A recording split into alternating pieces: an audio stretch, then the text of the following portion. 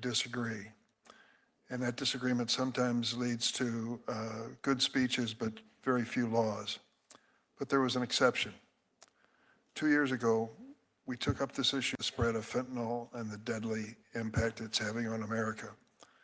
And we actually voted in this committee on a bipartisan basis unanimously for 5 measures that dealt with social media. Your point, Mrs. Noring, if Snapchat were a store on the corner selling fentanyl-laden Percocets, and it happened one time, and they could be sued, that would be the end of the story. But we learned through Section 230 that social media gets off the hook. Mrs. Noring, you're joining families, I understand, that are trying to hold them responsible for your son's death and other deaths as well. I couldn't support you more. Now let me tell you what happened. We passed bills in this committee holding big tech and social media responsible unanimously. Now there were 4 or 5 new members of the committee, but every member of the committee 2 years ago voted for it. Democrat and Republican, conservative and liberal, all voted for the measure. And what happened as a result of that combined bipartisan effort? Nothing. Nothing. Speeches. That's what happened.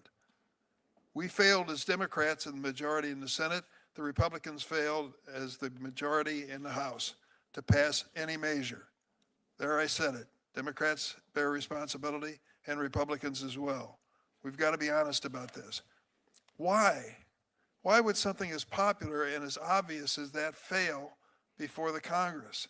Well, because there were powerful forces that have a lot of money at stake and don't want liability, who will piously and publicly say they love this measure. It makes all the sense in the world. And then when the doors close and they get a chance to speak to members individually, they flip and they take the opposite position and nothing happens. Chuck Grassley's my friend. I've gotten in trouble for that, but I'm proud of it. We go back a long ways. I went to him yesterday and said, this time you're the chairman. I'm the ranking Democrat. I'm here to help you pass legislation to do something. I'm sick and tired of excuses being made and people dying as a result of it. And I think it's time for us on a bipartisan basis to find things we agree with. Now, I don't know where the sources are. I think Dr. Farfan makes a valid argument. Sheriff Barnes, I respect very much your responsibility in law enforcement and have a different point of view. We may never resolve that basic question, but I think we can all resolve, we don't care where the hell it's coming from, we want it to stop. We want to stop it in China, we want to stop it in Mexico, we want to stop it in our backyards, and however it's getting into the United States. So to those who are familiar with this committee, this is where it has to start. We won't agree on every aspect, everything as a result of it, but we can agree on some basics that make a difference. Mrs.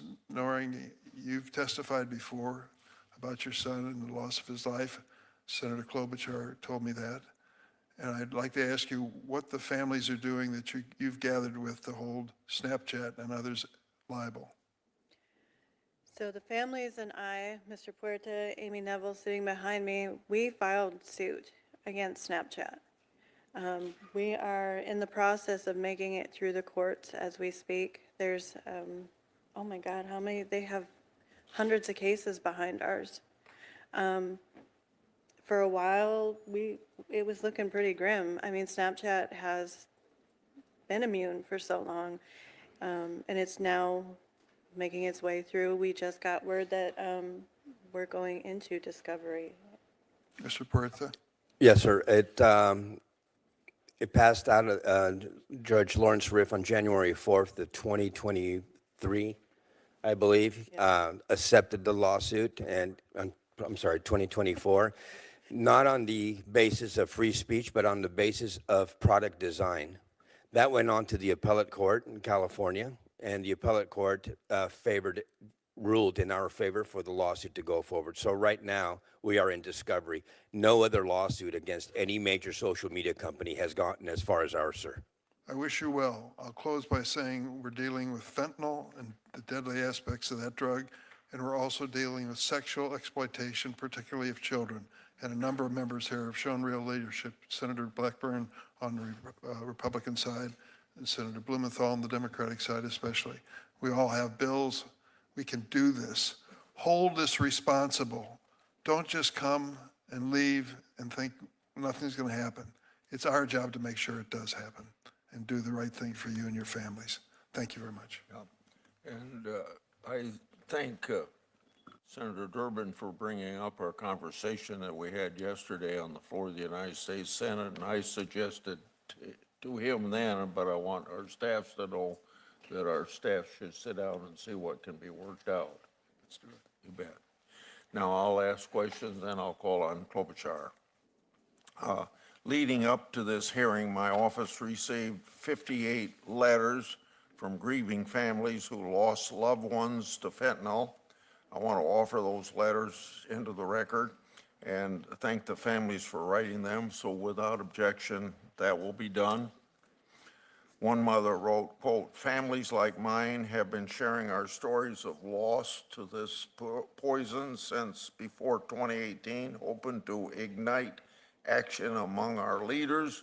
Tragically, despite hundreds of thousands of stories like mine or over countless years, we have yet to see a massive, unified effort necessary to stop this poisoning of our generations," end of quote.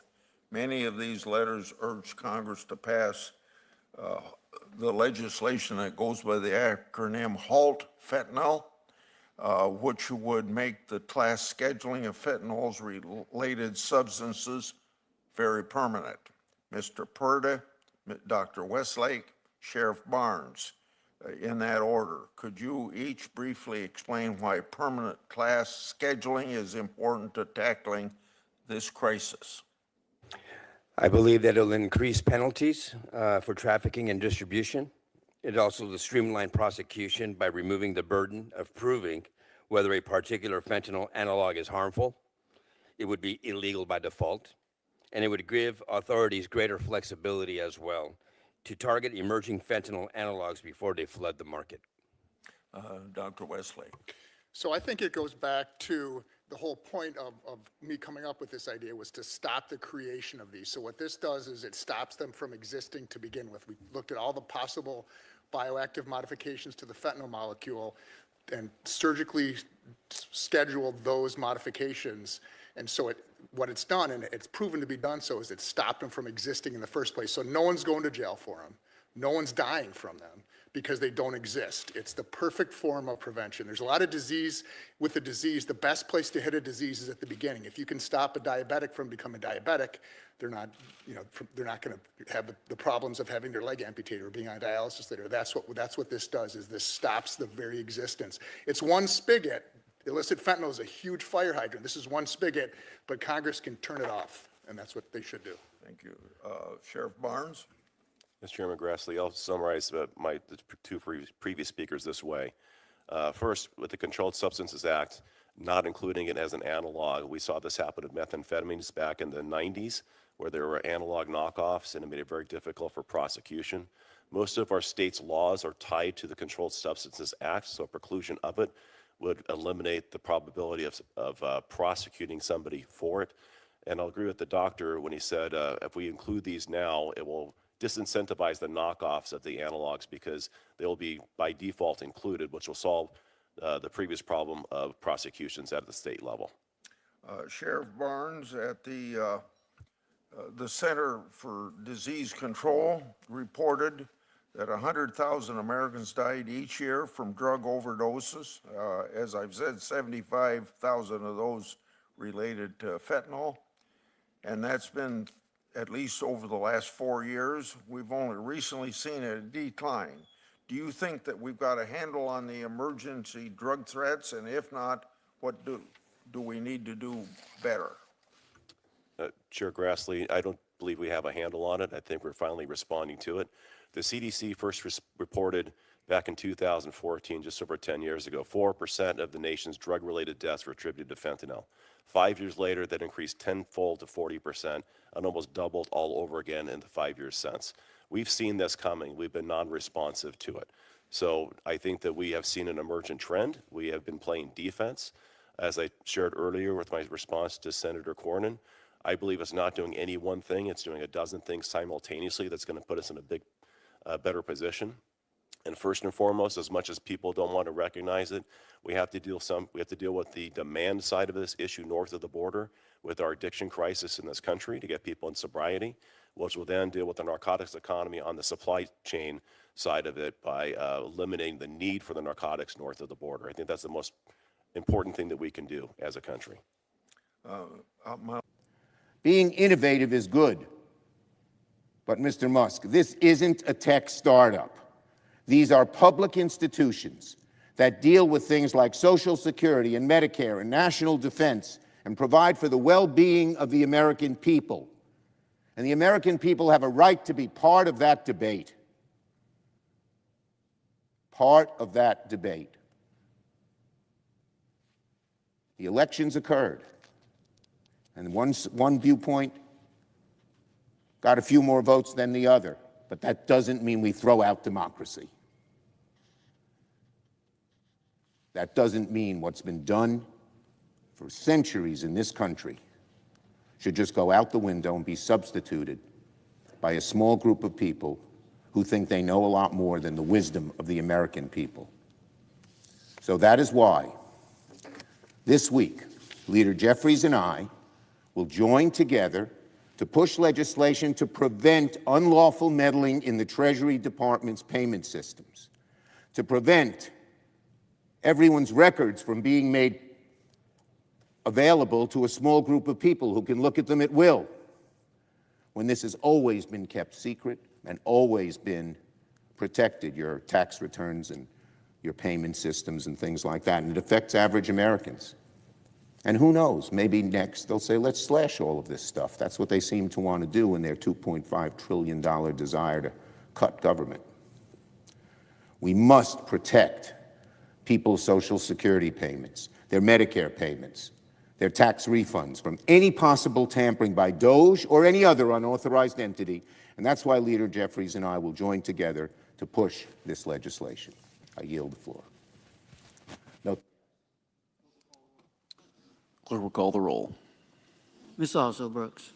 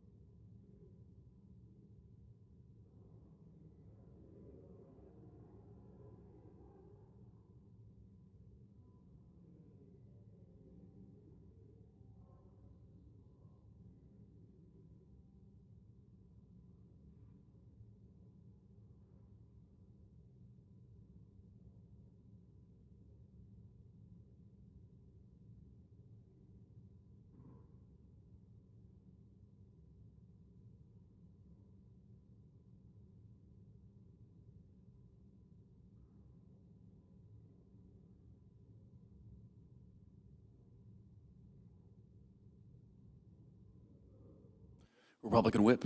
Mr. President, I ask unanimous consent that the quorum call be vitiated. Without objection. Thank you, Mr. President. Mr. President, the Justice Department needs a leader who has the qualifications, the experience, the determination, and the moral clarity to keep our nation safe. Florida Attorney General Pam Bondi is that leader. She has my vote and my vocal support. The Attorney General is America's top prosecutor. The role should be filled by an experienced prosecutor. Well, Attorney General Bondi has prosecution experience, a lot of it. She spent almost 30 years as a criminal prosecutor and then a state attorney general. She has more trial experience than any modern-day U.S. Attorney General. Attorney General Bondi is the most experienced career criminal prosecutor ever to be America's chief law enforcement officer. She is ready to lead on day one. In Florida, Attorney General Bondi prosecuted a range of violent crimes and criminals. She locked up the worst of the worst for the worst offenses. Her signature achievements were in fighting illegal drugs and in fighting human trafficking. When she first became Florida's Attorney General in 2011, the state was overrun with things known as pill mills. They were operations that were running to sell opioids. Pam shut them down. She locked up the drug dealers, she pushed for stronger laws, and she stopped the spread of synthetic opioids. Under her leadership, Florida led the fight against this deadly epidemic. Attorney General Bondi also prosecuted victims of human trafficking in Florida. She pledged to make human trafficking an area for her to combat. It was a top priority at her Justice Department in Florida. She is a fierce advocate for safety, and she is a skilled leader. The Department of Justice is a huge agency. It controls 40 separate organizations. It employs more than 115,000 people. It oversees all 94 U.S. attorneys across the country. Leading the DOJ is an enormous undertaking. Pam Bondi is up to the challenge. The Florida Attorney General's office is one of the largest in the nation. It handles a broad scope of civil and criminal investigations, just like the U.S. Department of Justice. She led that office effectively and efficiently, and she will do the same thing now as Attorney General. And she has received overwhelming support from all across the country. More than 100 former senior DOJ officials wrote a letter to the Judiciary Committee in support of Pam Bondi. Here's what they said about her track record. Quote, "It shows the no-nonsense, law and order, pro-law enforcement approach that she will bring to the Department of Justice." That's their quote. The Fraternal Order of Police also urged the Senate to confirm Pam Bondi. This is an organization of over more than 377,000 members of law enforcement. She's also earned the support of Second Amendment advocates. U.S. Attorney General Pam Bondi will stand in stark contrast to the prior administration's Justice Department. The previous administration gave us 2 tiers of justice. It labeled parents as domestic terrorists when they attended school board meetings. It brought charges against pro-life protesters, threw them in prison. It worked with left-wing judges and prosecutors to try to throw President Trump in jail. That's what we had in the last administration. This doesn't even begin to get into the Russiagate hoax or covering up for Hunter Biden. In those cases, we saw rogue federal agents try to subvert the democratic process. At her hearing before the Judiciary Committee, Attorney General Bondi promised a different path. Instead of playing politics, Pam Bondi pledged to enforce the law fairly, fully, and faithfully. And she said in her opening statement she will return the Department of Justice to its core mission of keeping Americans safe and vigorously enforcing the law. Her commitment to the Constitution, to public safety, and equal justice under the law is exactly what our nation needs today. The partisan, politicized, and polarizing prosecutions are now over. Pam Bondi will usher in a new era of safety, of sanity, and of justice. She has my vote to be the U.S. Attorney General. Mr. President, on another matter, today the Senate's going to confirm former Congressman Doug Collins. Congressman Collins is the nominee to be the Secretary of Veterans Affairs. Caring for our veterans is a top priority for President Trump and Republicans. As Abraham Lincoln famously spoke, our nation has a duty to care for him who shall have borne the battle. That's why I'm glad that President Trump has nominated Congressman Collins. Congressman Collins knows what it means to be a veteran because he is a veteran, as are you, Mr. President. He deployed to Iraq as a military chaplain. He visited wounded service members in the hospital. He prayed for them. He comforted them.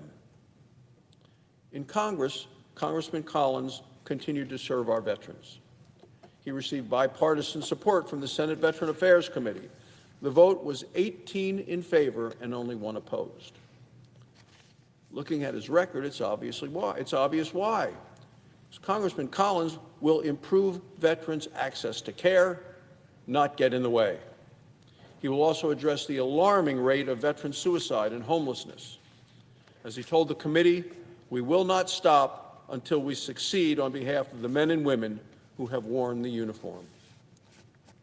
Congressman Doug Collins will pursue his mission with duty and with devotion. He has my full support. Thank you, Mr. President, and I yield the floor. Absence of a quorum.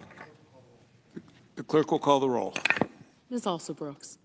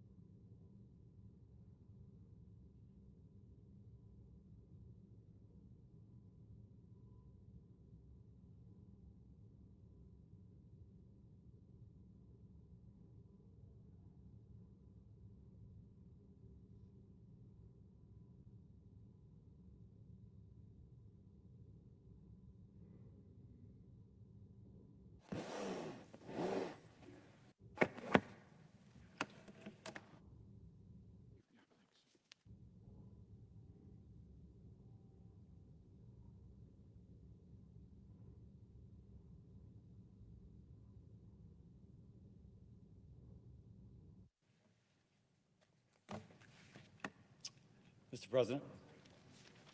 The senator from Louisiana. Mr. President, I'd like to make a statement. Are we in quorum call? Yes, I ask that the quorum call be vitiated. without objection.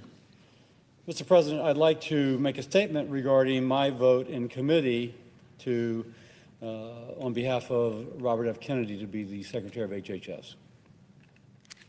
First, I thank everyone who has contacted me over the last few days. Almost all have been respectful and seek the best for our country. And I've been contacted by text, by phone, by email. And if I didn't respond to anyone, it was not to be rude. It's just I was getting hundreds of messages a day personally and thousands through the office. And I just physically could not. Now, Mr. President, believe it or not, of these hundreds of people calling me and contacting me, however they did, many of them disagreed with each other, diametrically. Three-dimensionally, they disagreed. But the unifying factor is that they all desire the best for our country, even though they differ from each other so much. And maybe that kind of frames my feelings about this nomination. For context, before entering politics, before ever thinking about running for political office, I practiced medicine for 30 years in a public hospital for the uninsured, caring for those who otherwise would not have been able to afford the access to the care that I provided. After seeing patients die from vaccine-preventable diseases, I dedicated much of my time to vaccine research and immunization programs, personally witnessing the safety monitoring and the effectiveness of immunization. Put simply, vaccines save lives. This is the context that informed me when considering RFK as the nominee to be Secretary of the Department of Health and Human Services. It was a decision I studied exhaustively, I took very seriously. And as I said I would, I spoke with Mr. Kennedy not once, but multiple times over the weekend, including this morning. We had in-depth conversations about the medical literature, about the science behind the safety of vaccines. He referred me to studies and to people. I reviewed them and spoke to those whom he mentioned I should speak to. Now, the most notable opponents of Mr. Kennedy were pediatricians on the front lines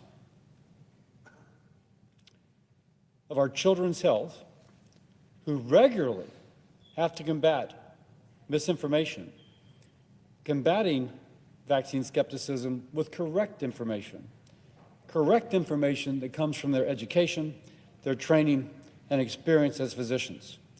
They are aware of the falling vaccine rates and the inevitability of increasing hospitalizations and deaths of children from vaccine-preventable diseases. They are aware that children are now contracting diseases that they would not have contracted if the child was vaccinated. Now, I heard from others impassioned about the need to address chemicals in our food and a belief that we are victims of large impersonal forces maximizing profits while sacrificing our health. And there is evidence for that. Although food safety is principally a USDA concern, I strongly agree that this is an issue society must address. Other RFK supporters are concerned regarding environmental risk. They fear these risks are being ignored by authorities. Mr. Kennedy's history of environmental activism motivates their support. I pointed out that the Environmental Protection Agency monitors this, not the Department of Health and Human Services, but they still feel that he can make a difference. So as I looked how to resolve this, I returned to where I began. Would it be possible to have Mr. Kennedy collaborate in helping public health agencies re-earn the trust of the American people? Now, regarding vaccines, Mr. Kennedy has been insistent that he just wants good science and to ensure safety. But on this topic, the science is good. The science is credible. Vaccines save lives. They are safe. They do not cause autism. There are multiple studies that show this. They are a crucial part of our nation's public health response. But as someone who's discussed immunizations with thousands of people, I do recognize that many mothers need reassurance that the vaccine their child is receiving is necessary, effective, and most of all safe. While I'm aligned with Mr. Kennedy as regards ultra-processed food, reforming NIH, and taking on chronic disease, once more, it leaves vaccines. Now, Mr. Kennedy and the administration reached out seeking to reassure me regarding their commitment to protecting the public health benefit of vaccination. To this end, Mr. Kennedy and the administration committed that he and I would have an unprecedentedly close collaborative working relationship if he is confirmed. We will meet or speak multiple times a month. This collaboration will allow us to work well together and therefore to be more effective. Mr. Kennedy has asked for my input into hiring decisions at HHS beyond Senate-confirmed positions, and this aspect of the collaboration will allow us to represent all sides of those folks who are contacting me over this past weekend. He has also committed that he would work within current vaccine approval and safety monitoring systems and not establish parallel systems. If confirmed, he will maintain the Centers for Disease Control and Prevention's Advisory Committee on Immunization Practices recommendations without changes. CDC will not remove statements on their website pointing out that vaccines do not cause autism. Mr. Kennedy and the administration also committed that this administration will not use the subversive techniques used under the Biden administration, like sue and settle, to change policies enacted by Congress without first going through Congress. Mr. Kennedy and the administration committed to a strong role of Congress. Aside from he and I meeting regularly, he will come before the Help Committee on a quarterly basis if requested. He committed that the Help Committee chair, whether it's me or someone else, may choose a representative on any board or commission formed to review vaccine safety. If he is confirmed, HHS will provide a 30-day notice to the Help Committee if the agency seeks to make changes to any of our federal vaccine safety monitoring programs, and Help Committee will have the option to call a hearing to further review. These commitments and my expectation that we can have a great working relationship to make America healthy again is the basis of my support. He will be the secretary, but I believe he will also be a partner in working for this end. If Mr. Kennedy is confirmed, I will use my authority as chairman of the Senate Committee with oversight of HHS to rebuff any attempt to remove the public's access to life-saving vaccines without ironclad, causational, scientific evidence that can be accepted and defended before the mainstream scientific community and before Congress. I will watch carefully for any effort to wrongfully sow public fear about vaccines between confusing references of coincidence and anecdote. But my support is built on assurances that this will not have to be a concern, and that he and I can work together to build an agenda to make America healthy again. We need a leader at HHS who will guide President Trump's agenda to make America healthy again. Based on Mr. Kennedy's assurances on vaccines and his platform to positively influence Americans' health, it is my consideration that he will get this done. As I've said, it's been a long, intense process, but I've assessed it as I would assess a patient as a physician. Ultimately, restoring trust in our public health institution is too important, and I think Mr. Kennedy can help get that done. As chairman of the Senate Committee with oversight authority of his position, I will do my best to make sure that that is what we accomplish. I want Mr. Kennedy to succeed in making America healthy again. His success will be tied to the health of our nation. He has the opportunity to address the most pertinent issues affecting Americans' health. We also need to reform institutions like FDA and NIH, and those, as already been indicated, are my priorities as chairman of the Help Committee. I look forward to his support in accomplishing this. If confirmed, I look forward to working together with Mr. Kennedy to achieve President Trump's mission of improving the health of all Americans. And with that, I yield.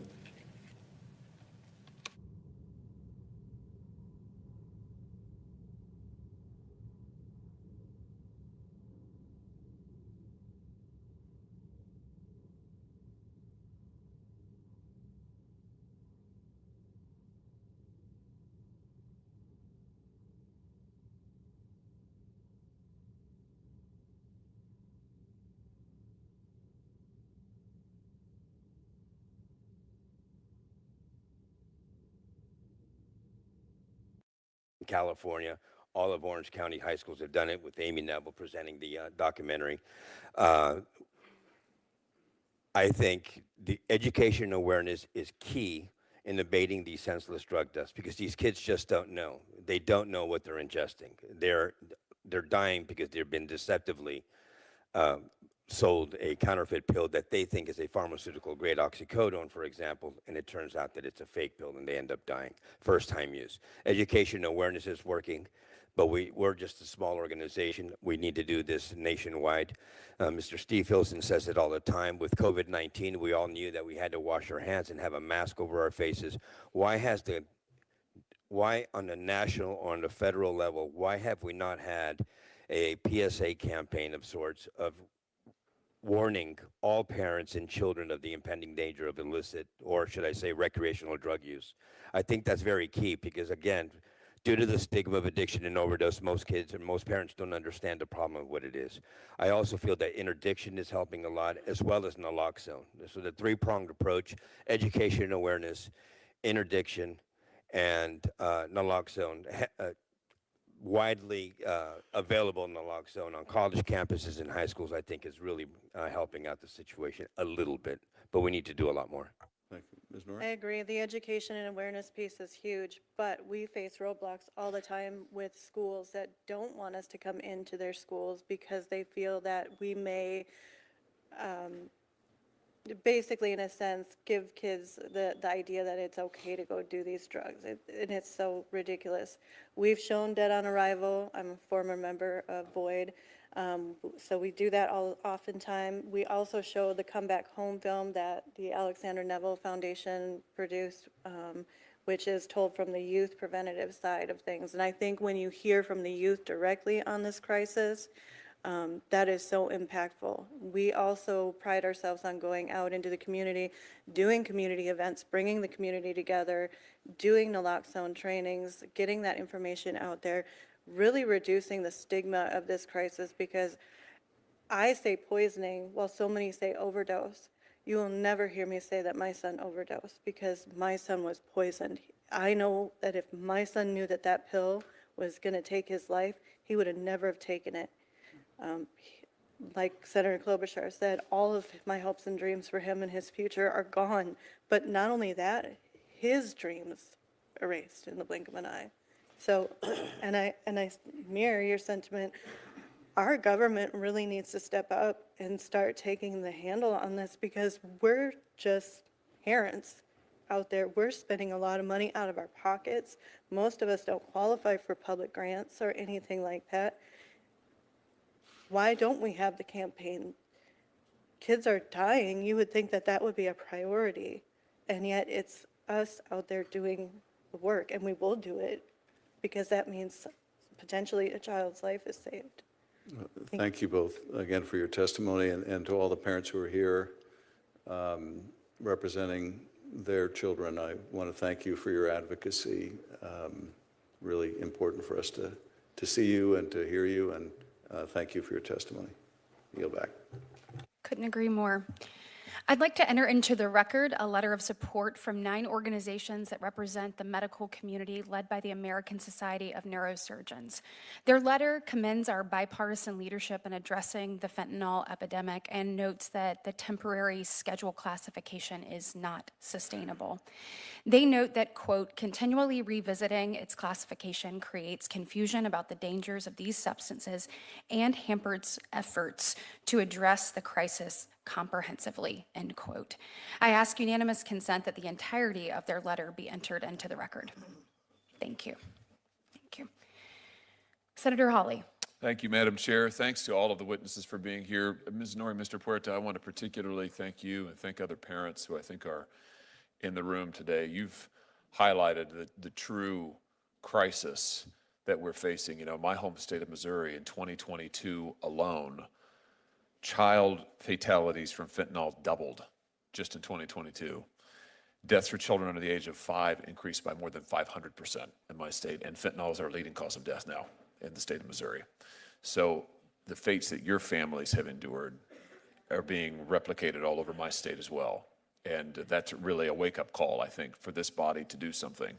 And we absolutely do need to seal the border against those who would traffic illicit drugs into this country, and we need to prosecute those who are doing it. But I want to zero in on something that you both talked about, and you in particular, Ms. Norrie, where your own children and your child was exposed to these illegal drugs, namely Snapchat and the social media platforms. You said a second ago that you have repeatedly reported drug dealers and other illicit posts on social media platforms using the platform's own reporting rules. And I think what you said is that most of the time, the vast majority of the time, the answer you get back is, well, this is a valid account or they otherwise can't do anything. Did I hear that correctly, Ms. Norrie? That is correct, Senator Hawley. So here you're trying to follow the rules that these companies have set up. They say, oh, well, we'll deal with the problem if you just report it. You and other parents, and I see parents behind you who are nodding, you're out there reporting. They're not doing anything.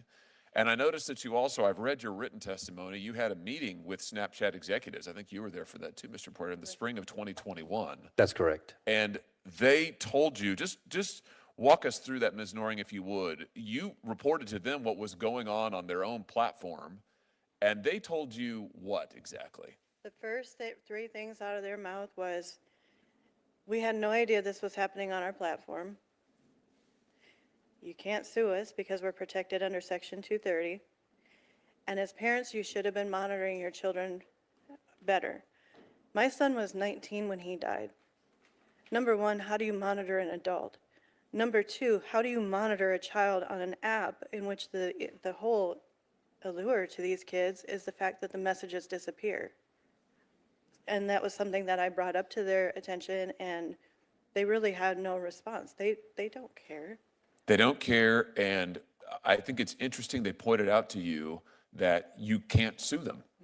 What do you think one of the reasons is that they don't really change? I mean, here you are, you're meeting with them, you're reporting these incidents, you're reporting this illicit activity on their platform. They're not doing anything about it. I mean, do you speculate, do you have a guess as to why they don't really ever change their behavior? There's no incentive to. And even with the in-app reporting feature, that was something that they pointed out to us, like, we should have known that this existed. We had no idea that existed, but I can tell you, in the weeks and the months and the years after my son passed, multiple teens in our town reported the dealers that allegedly harmed my son. And all that would happen is they would take down the account. These dealers would go and get a new burner phone, set up a new account.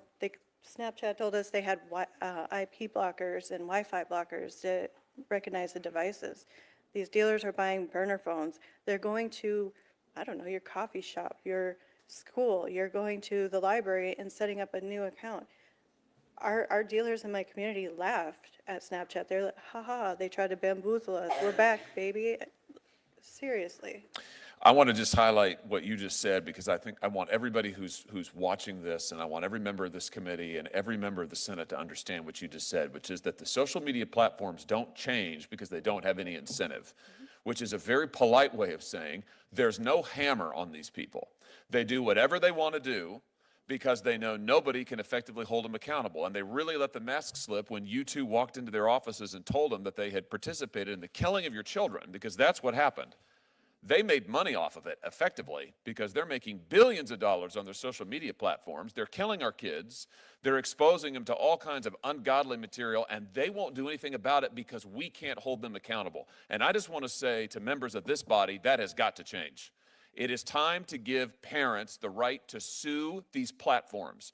No company in America has the liability shield that these companies have. They can do whatever they want to our kids, and we can't do anything about it. And I say that as the father of 3 young children. I'm terrified of what my kids might find on social media for the reasons that you've given today. But as a parent, I can't do a thing about it if these companies decide to exploit my children. And it is time for that to change. And we know how to change it. The way to change it is give the parents in this country the right to get into court. Open the courthouse doors and allow them to sue these companies. It's time. And until this body takes that action, I just have to say almost nothing else we do is really serious. You can try to fine them, they don't care. You can change the rules on reporting, they'll evade it. You can slap them on the wrist, they won't do anything. Until plaintiffs can get into court, nothing will change. And so I will introduce legislation, this Congress, to allow parents, to allow you to go to court and sue these companies. And I call on every member of this committee and every member of this body to support this effort to get justice for your children. Thank you for being here today. Thank you, Madam Chair. Senator Padilla. Thank you, Madam Chair. Colleagues, I so much appreciate the opportunity to focus on this crisis today with one caveat. I think it's a little disappointing to continue to stick to an inaccurate narrative that the fentanyl crisis in America is primarily an immigration problem. The fentanyl crisis in America is a health crisis. It is a public safety crisis. And as we've heard from testimonials today, it's a life and death crisis. But the fact of the matter is that the vast majority of fentanyl that is smuggled into the United States is brought in through legal ports of entry, mind you, not between ports of entry, but through legal ports of entry by primarily United States citizens. Don't just take my word for it. Look at CBP data. Now, I know it's been called into question earlier, the accuracy of it, even if it was off by, half. We're looking at half and half. Now, don't mistake my words here in condoning that anybody attempting to come into the United States unlawfully that happens to be carrying fentanyl should be off the hook. I disagree. We should clamp down on them. But if data is important for driving policy decisions and informing strategic actions, let's look at the facts. 80% plus of the fentanyl intercepted at the border is being brought in through ports of entry by United States citizens. So again, folks coming through unlawfully, I'm not saying ignore them, but let's not ignore where the concentration of the problem is. I won't ask the witnesses today what recommendations or strategies that we should be implementing through the Department of Justice, through the Department of Homeland Security. I think we're going to have opportunities for other DOJ officials in the coming days and weeks to do that, and we should.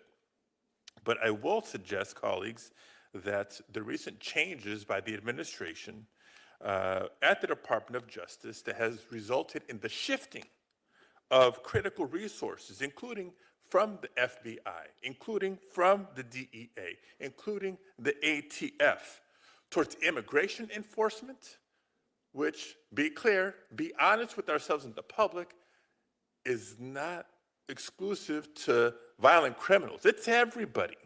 Minor offenses, people who haven't committed any offense other than, in the eyes of folks, well, if they came illegally, then they're criminals.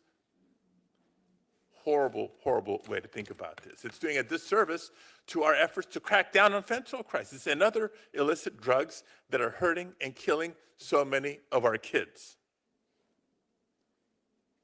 My first question, Dr. Harfan Mendez, can you explain how diverting law enforcement resources towards immigration enforcement could actually undermine fentanyl investigations and make it harder to disrupt trafficking networks?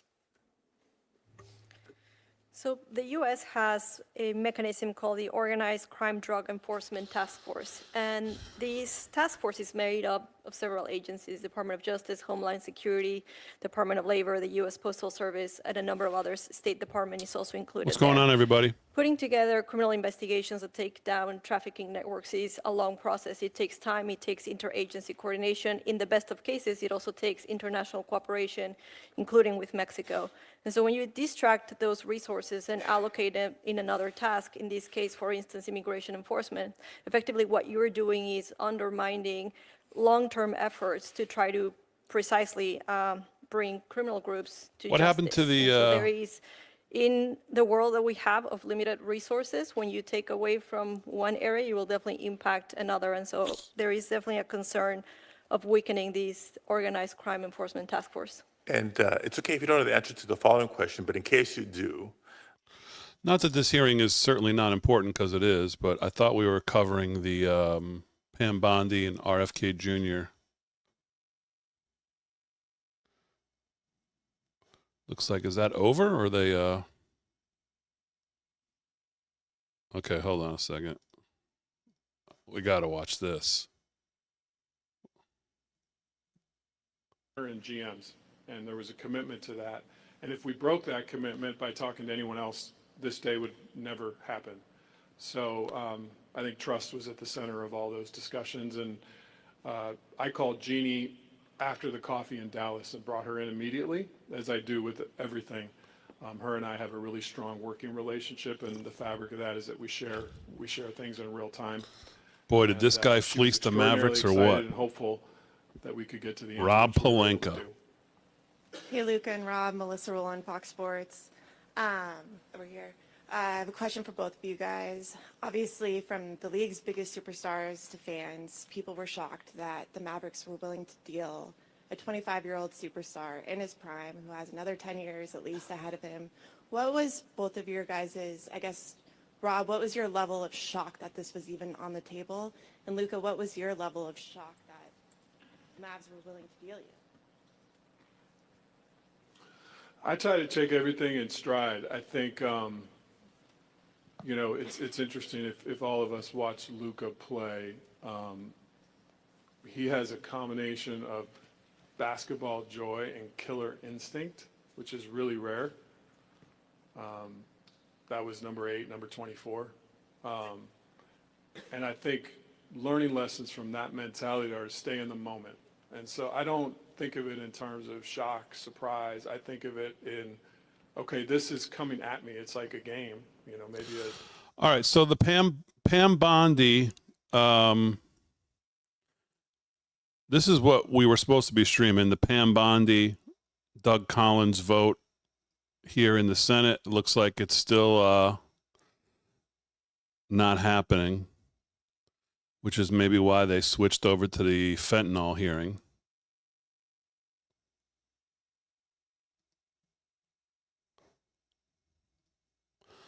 There's a lot going on actually this afternoon. Marco Rubio is about to hold a press conference with the Costa Rica president. And we're supposed to be getting votes, unless they already happened, which I don't think they did. I've been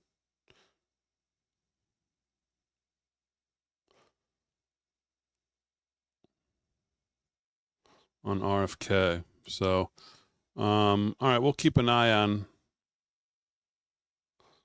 what's going on. How's everybody doing?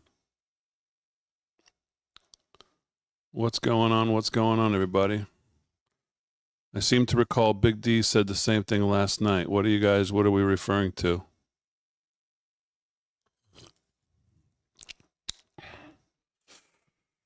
What happens if Tulsi, RFK, and Cash don't get the votes? I don't think we're going to have to worry about that. You see Bill Cassidy this morning, or I guess he just spoke, trying to make his decision to back RFK sound all very political and very medical and very this, very that. Yeah. Somebody told Bill Cassidy, if you like your career, you're going to vote for him.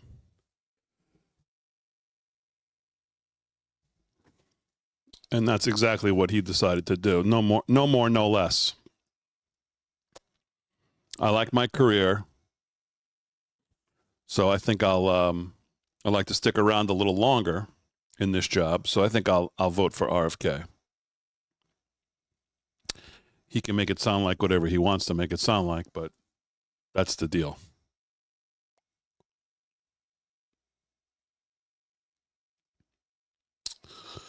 We got a live shot here of Marco Rubio. Press conference coming up with the Costa Rica President Chavez. So we'll keep an eye on that as well. RFK got it by one. Yeah. Oh, so RFK got out of committee by one vote. I believe that was the vote that was taken this morning. We're supposed to be getting a full vote on Pam Bondi, though. I believe the real final full vote for confirmation. That's what this shot is. But right now they're sitting here seemingly doing nothing. So we'll keep tracking this. This should be the full Senate vote for Pam Bondi.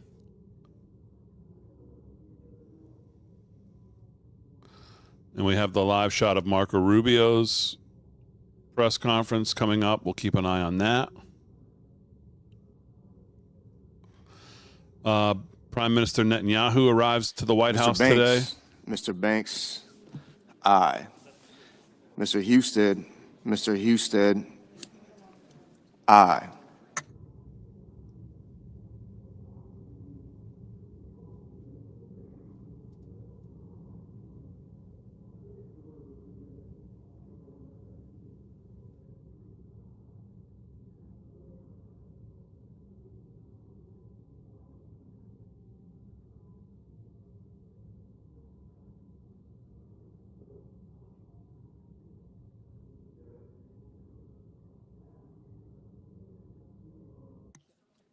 Mr.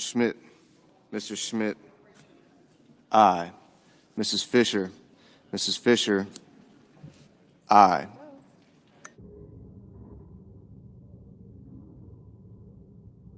Mr. Johnson, aye. Mr. Langford, aye.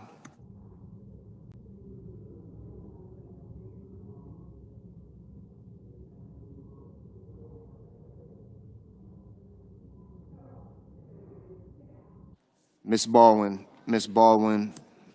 no.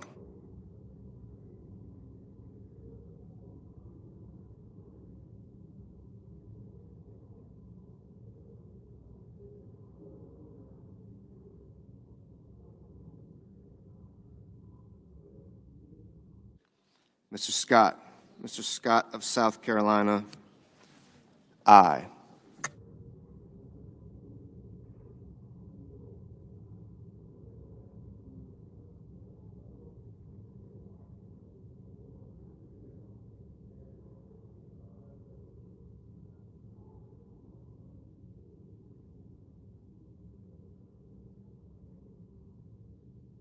Mrs. Moody, aye.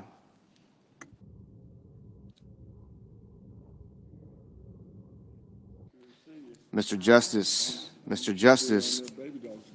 aye.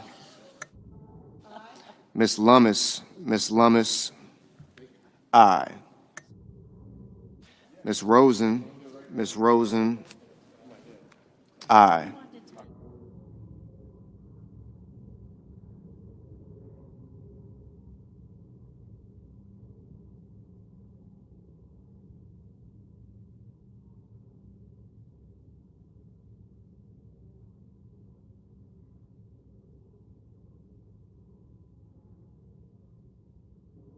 Mr. Cotton, aye.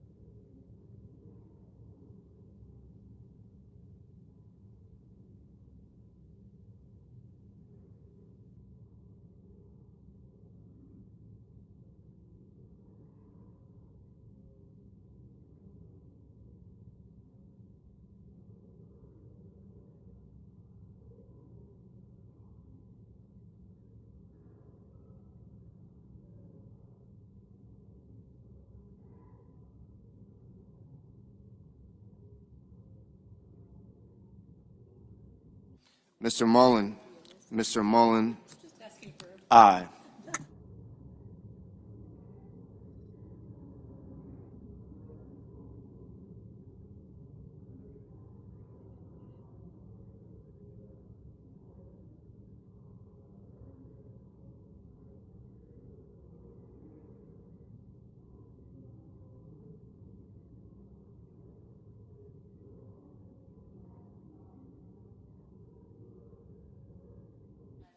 Mr. Marshall, Mr. Marshall, aye. Mr. Welch, Mr. Welch, aye. Mrs. Shaheen, Mrs. Shaheen, aye. Mr. Markey, Mr. Markey, no. Mr. Wyden, Mr. Wyden, no.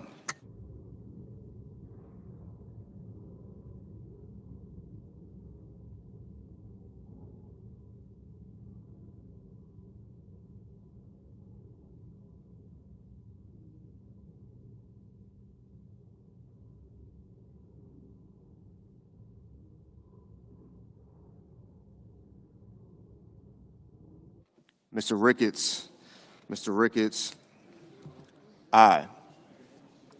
Mr. Fetterman, Mr. Fetterman, aye. Mr. Bennett, Mr. Bennett, aye. Mr. Scott, Mr. Scott of Florida, aye.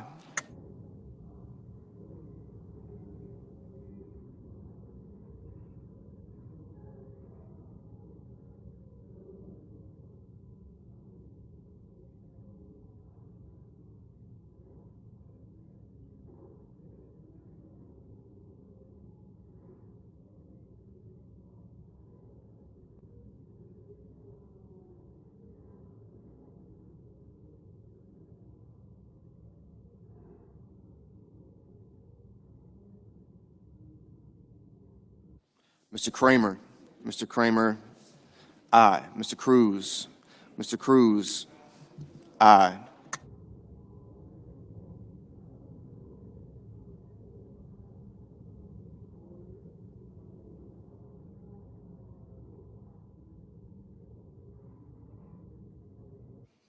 Ms. Murkowski, Ms. Murkowski, aye. Ms. Ernst, Ms. Ernst, aye.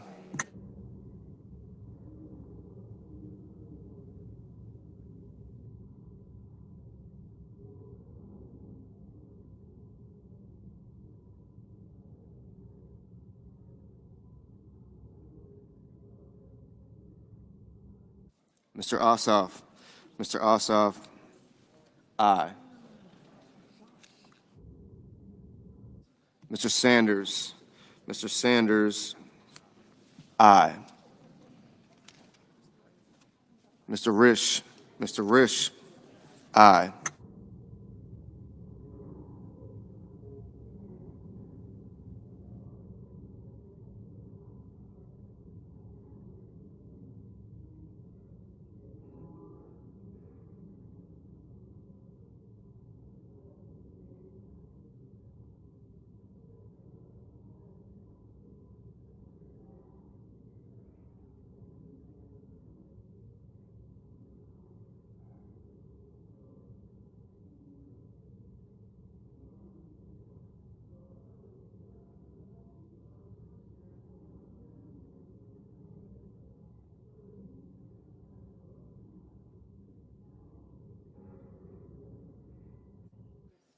Mrs. Capito, Mrs. Capito, aye. Mr. Rounds, Mr. Rounds, aye.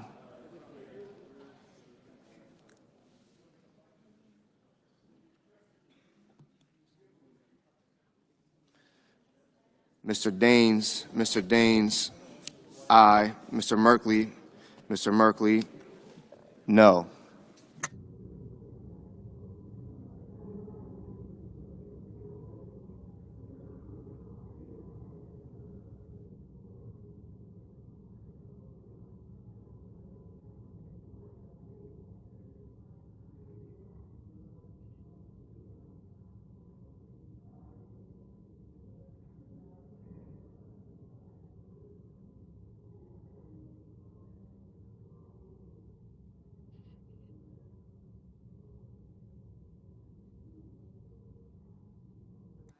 Ms. Collins, aye.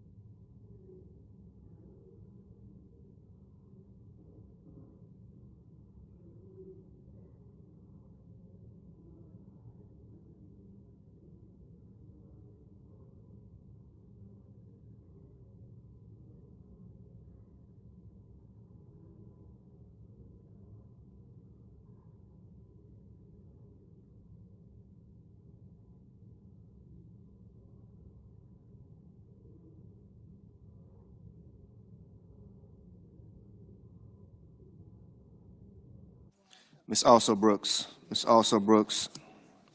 No.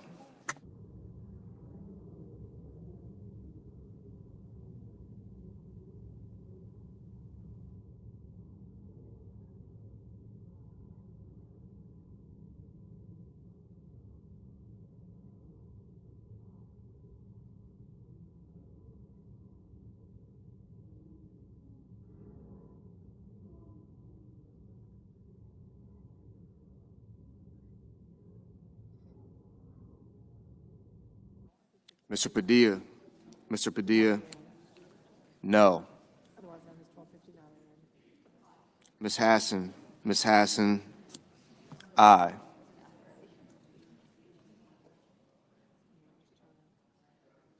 Ms. Cortez Masto. Ms. Cortez Masto. Aye. Ms. Blunt Rochester. Ms. Blunt Rochester. No.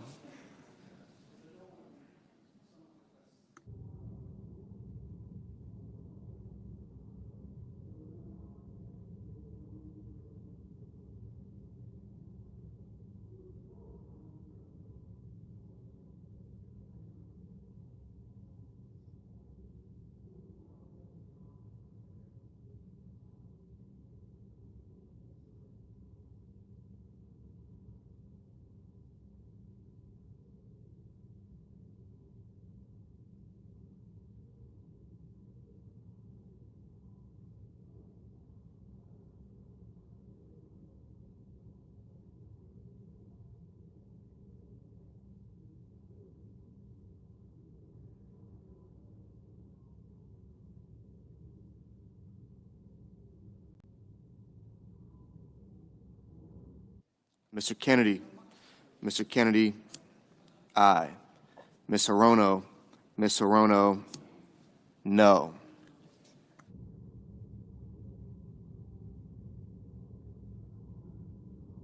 Mr. Sullivan. Mr. Sullivan. Aye. Mr. Grassley. Mr. Grassley. Aye.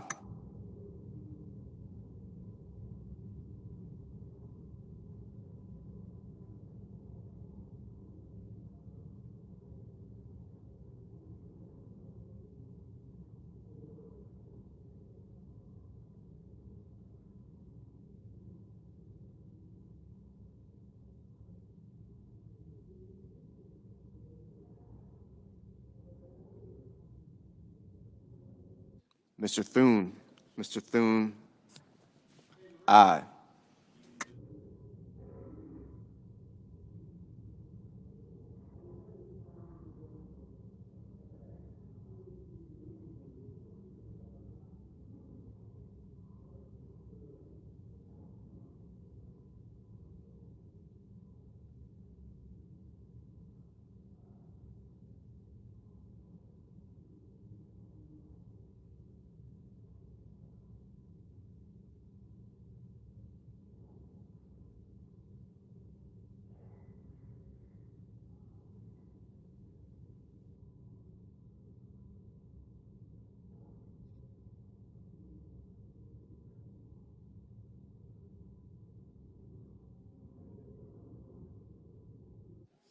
Mr. Hoven. Mr. Hoven. Aye.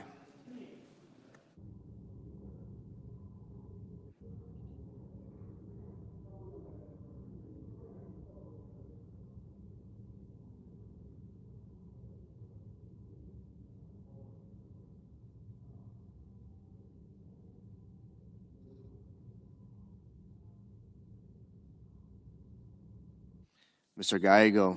Mr. Gallego. Aye.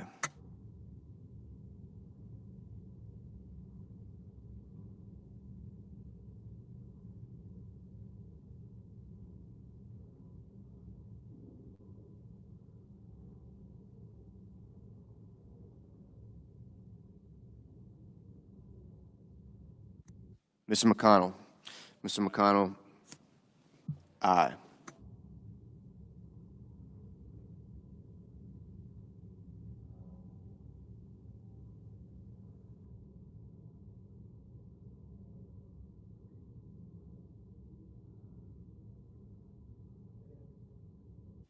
Mr. Bozeman. Mr. Bozeman, aye.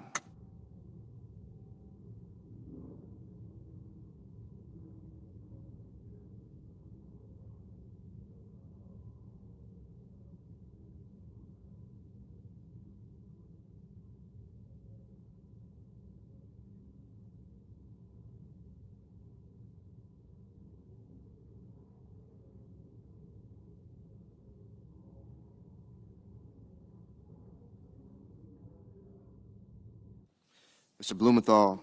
Mr. Blumenthal, aye. Ms. Smith.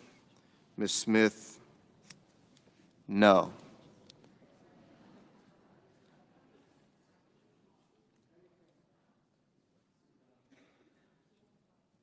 Mr. Whitehouse. Mr. Whitehouse, no. Mr. King. Mr. King, aye.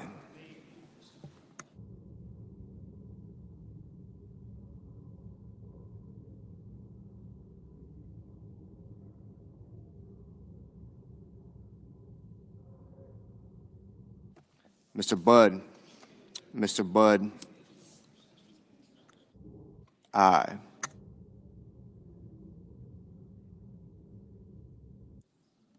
Mr. Tuberville. Mr. Tuberville, aye.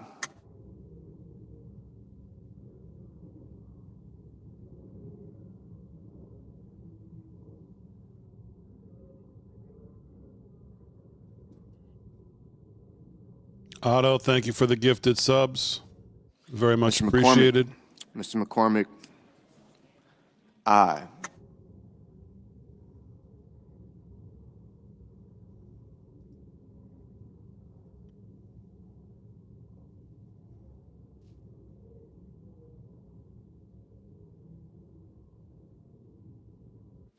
Mr. Graham. Mr. Graham, aye. Mr. Kane. Mr. Kane, aye. Mr. Moreno. Mr. Moreno, aye.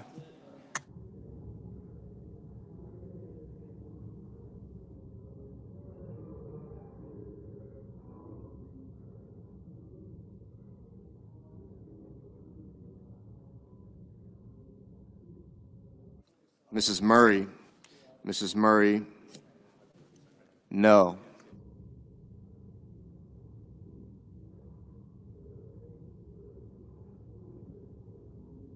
Mr. Kim.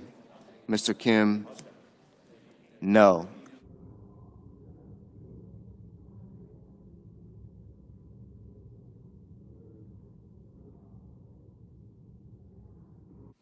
Mrs. Gillibrand. Mrs. Gillibrand, aye. Mr. Tillis. Mr. Tillis, aye. Ms. Slotkin. Ms. Slotkin, aye. Mr. Heinrich. Mr. Heinrich, aye.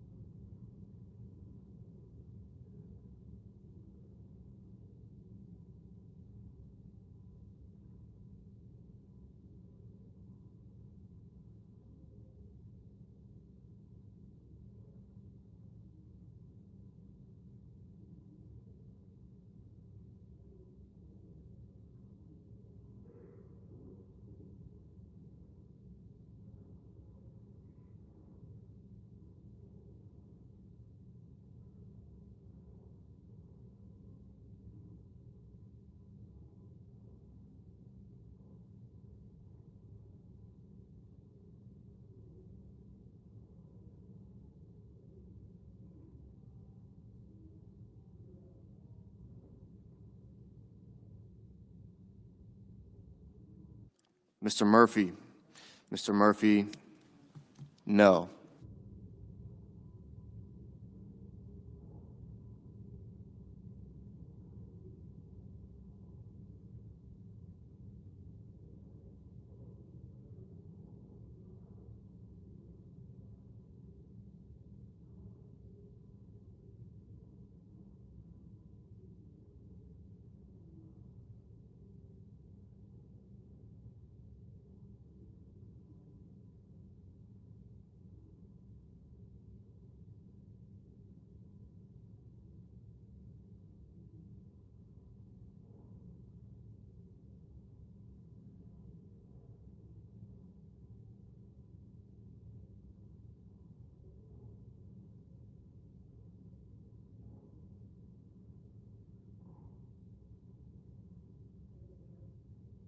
Mr. Schiff.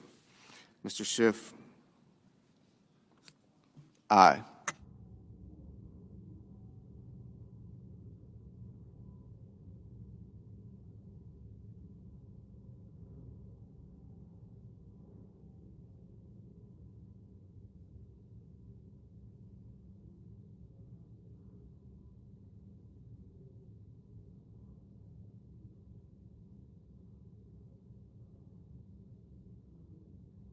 Mr. Lee. Mr. Lee. Aye.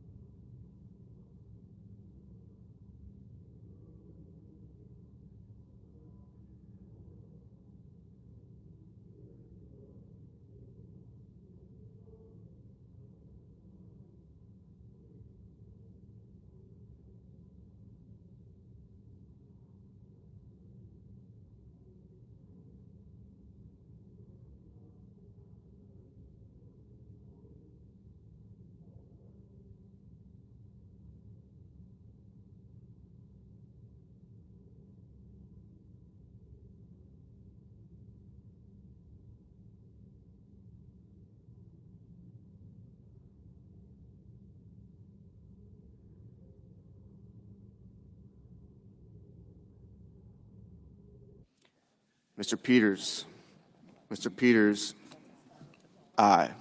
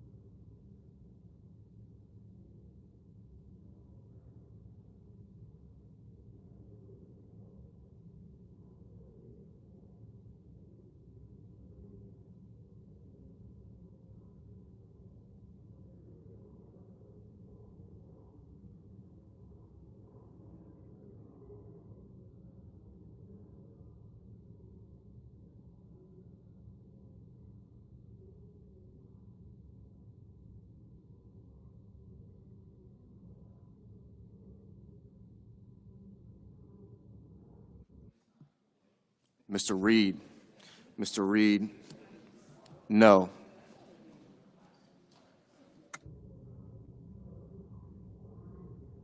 Mrs. Blackburn. Mrs. Blackburn. Aye.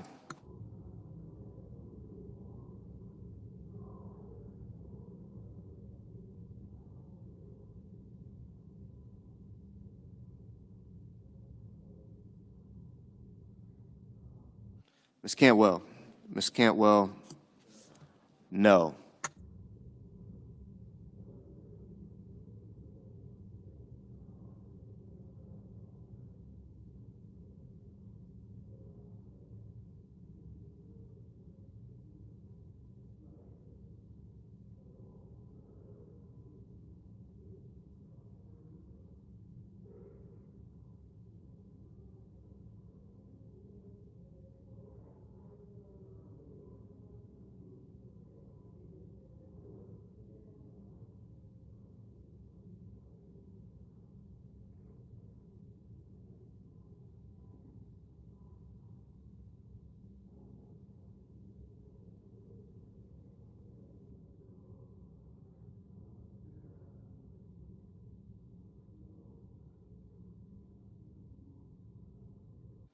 Mr. Wicker. Mr. Wicker. Aye.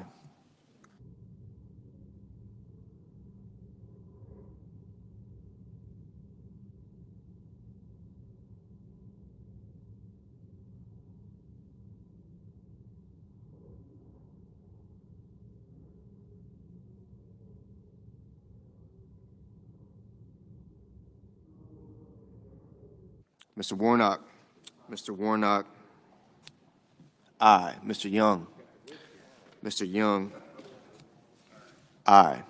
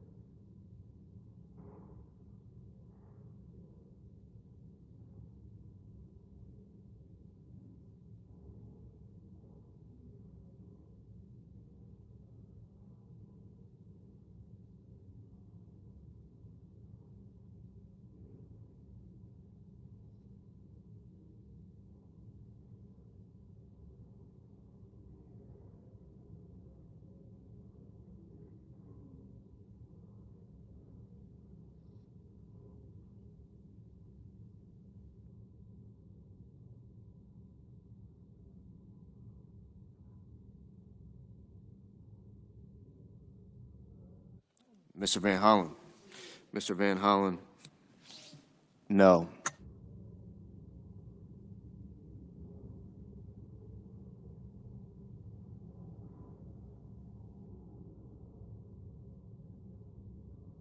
Ms. Duckworth. Ms. Duckworth. No.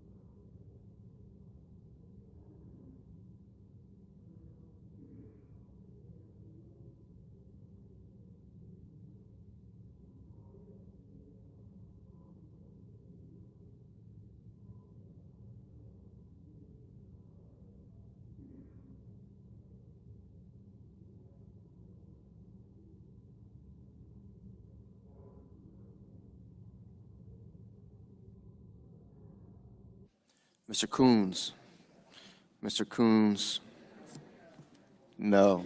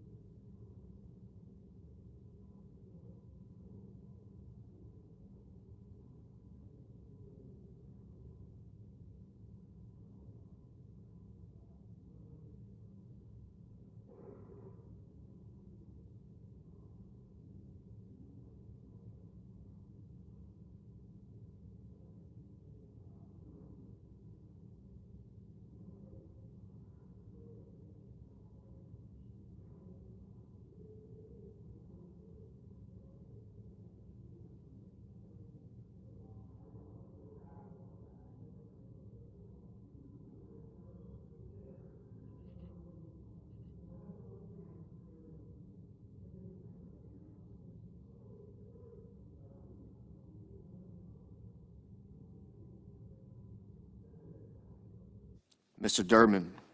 Mr. Durbin. Aye.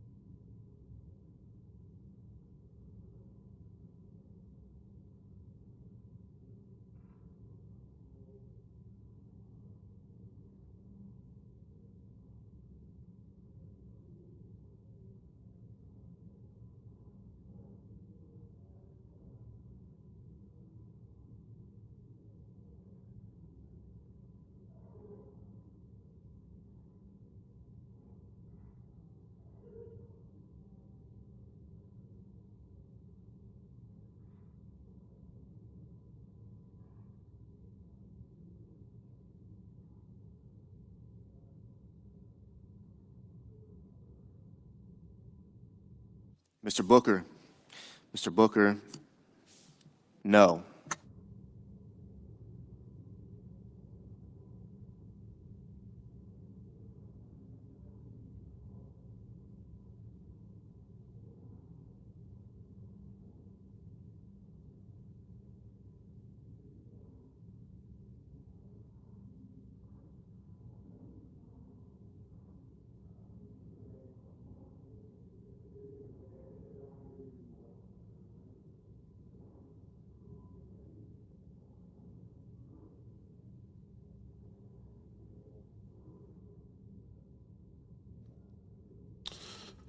Turbo Girl 123, thank you so much for the super sticker. Appreciate that. Vicky gifted 1 sub to somebody who, I don't know. These, by the way, when you gift subs, it automatically goes to somebody who's subscribed to the channel. I have no say over it, nor do I know who actually gets it. So whoever got it, congratulations. We've had 10 subs gifted on the stream today. So 10 lucky people have now a subscription to the channel, courtesy of your fellow 6B viewers here. Your fellow patriots, I guess, is a better way to say it. So thank you all very much. I don't know what the tally is here. I don't know why they don't have a running tally somewhere, but it's clear she's going to get approved because you've had even some Democrats who have voted yes. So I don't think we're going to need JD for this one. I do not need a gifted sub, thank you. I have access. But cute thought.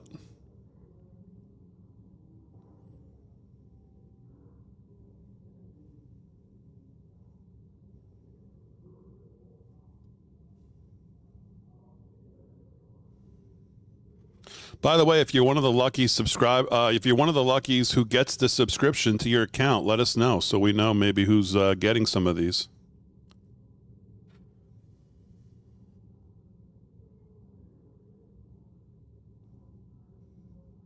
Let us know in the chat if you got gifted a sub.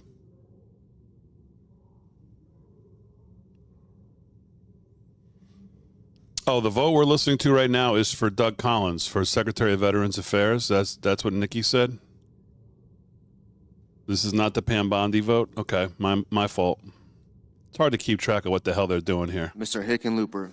Mr. Hickenlooper, aye.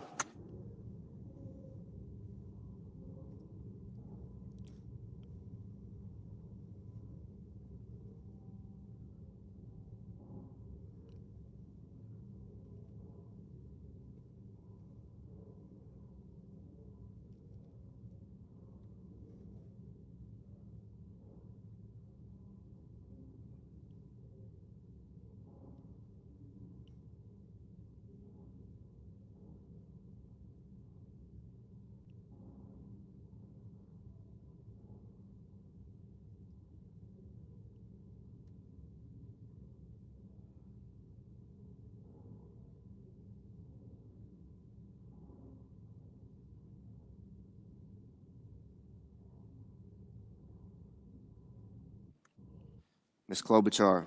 Ms. Klobuchar, aye. Mr. Warner. Mr. Warner, no.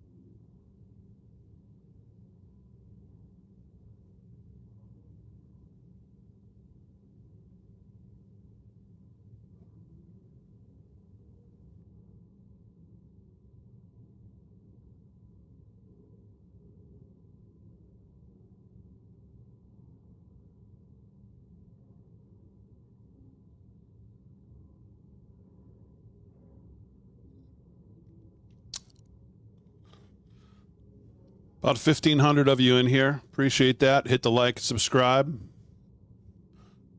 Join the channel, or at least become a subscriber. Hit the thumbs up, smash the like button. We appreciate it. Those of you who have gifted subs today, we appreciate that as well. That will now be a permanent feature of the channel that you'll be able to do anytime we live stream.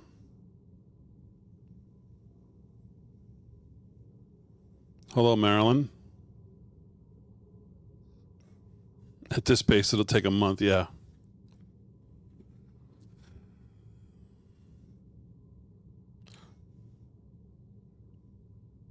You would think when they know they have votes, just come to the chamber, do your vote, and then leave. What? This is just sitting around waiting for them to show up is crazy.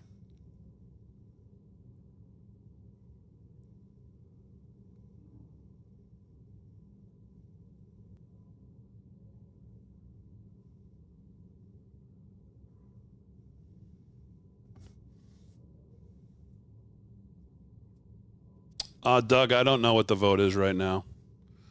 To be honest, I didn't even know if this was for Collins or Bondi. People tell me this is for Collins over at the VA. So, Nikki says 76 yes, 23 no. That's too many. That's so we're waiting for one more. Okay, yeah, one more. If that's the real count, we're waiting for one more.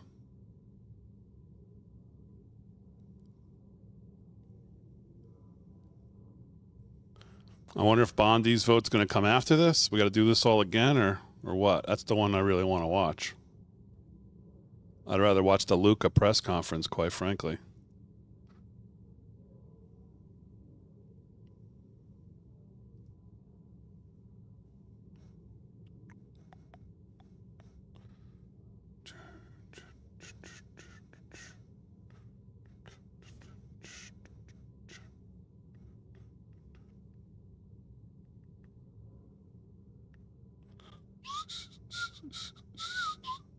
They're still holding that hearing on the fentanyl. That's still going on. Rubio's press conference is done. That was about 25 minutes. That was quick. Some other things coming up while we're waiting for one person here. You've got Trump and Netanyahu press conference scheduled for around 3:30. I'll try to stream that as well if we can just keep this stream going. I may just keep this one going all day instead of starting a new one. I think we're going to get a Pam Bondi vote here at some point as well. You've got Super Bowl stuff going on, obviously.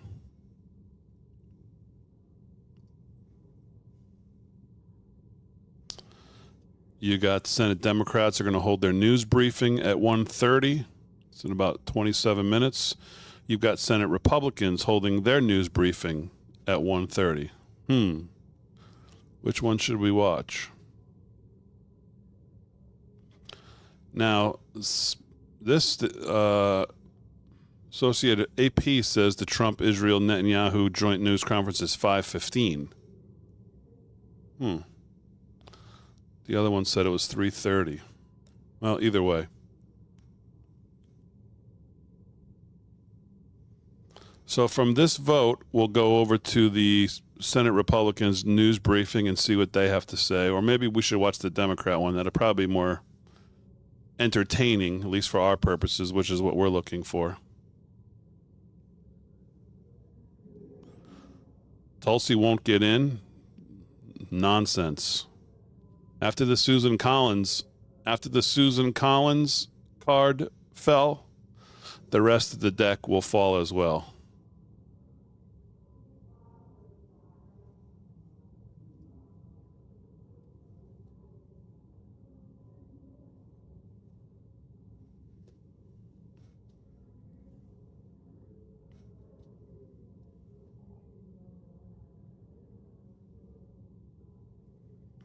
They said the Dems are delaying Bondi's vote now till Wednesday.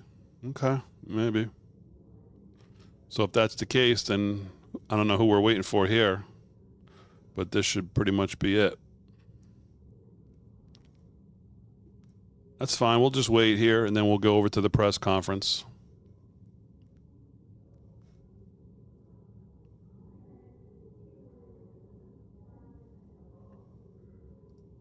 Mrs. Britt. Mrs. Britt. Oh, Katie Britt, there she is. Last one. Katie Britt. The Republican response that got live from Studio 6B on MSNBC. Who could forget that? Oh, boy. I do like Katie Britt, too, but that was just an interesting response. Hey, Turbo Girl, gifted 10 subs. Thank you so much.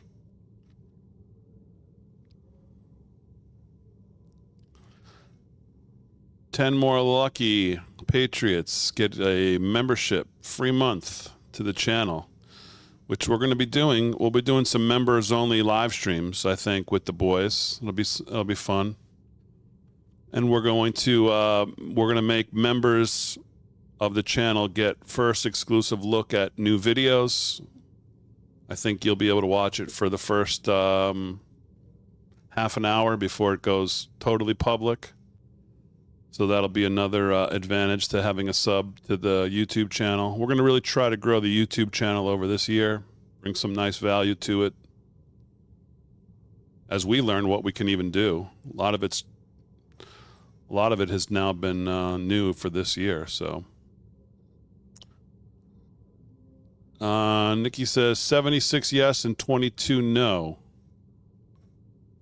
So we're still not done. We got 98. We're still waiting for 2. Yes, that's what I just said. That was the response that got us on Chris Hayes. as he played a clip of me after she was done. And I was just stunned.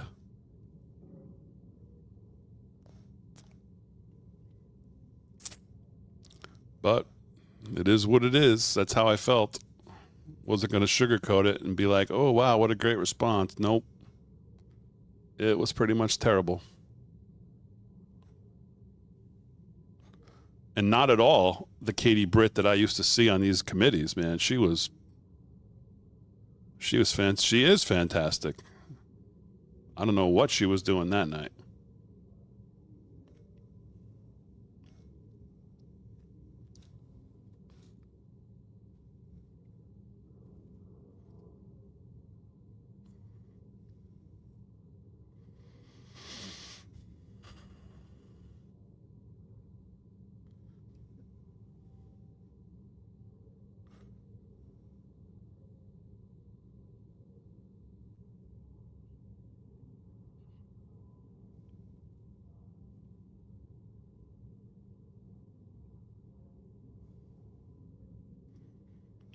Let's go back.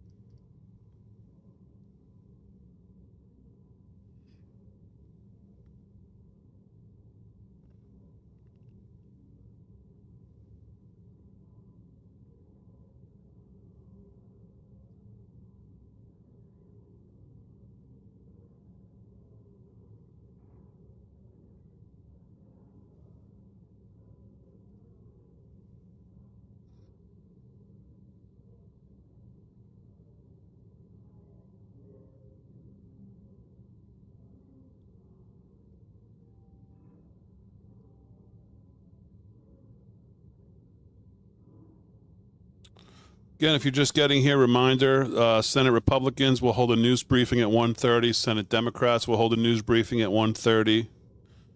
President Trump and Benjamin Netanyahu will do a joint press conference at some point this afternoon. Some are saying 3:30, some are saying 5:15.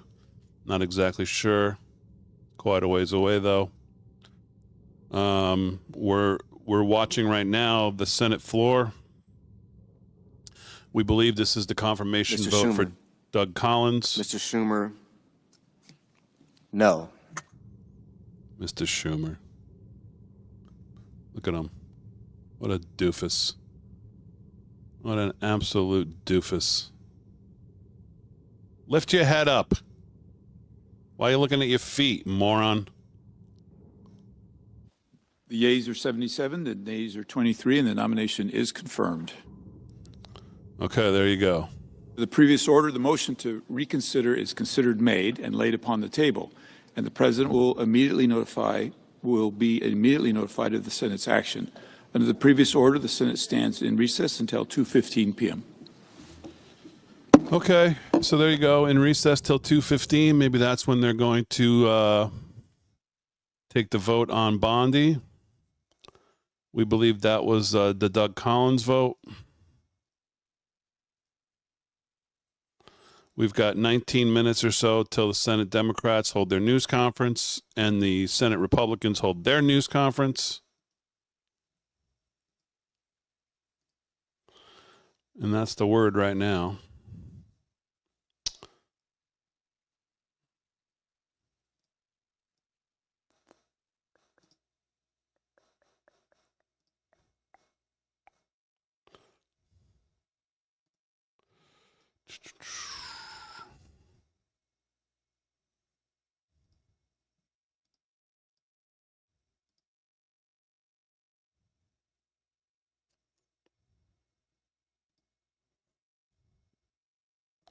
See what's going on over here.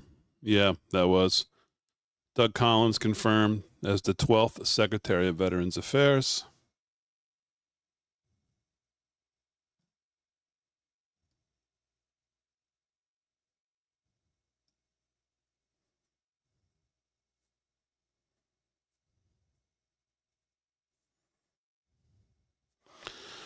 Adam Credo over at the Washington Free Beacon. Iran raked in more than $140 billion in illicit oil profits under Biden. Trump is moving today to reverse course, reinstall tough economic sanctions on Tehran and its terror networks.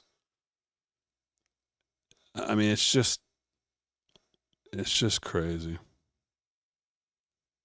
Where Trump had them when he left office and what Biden, or I should say Obama, let them do again.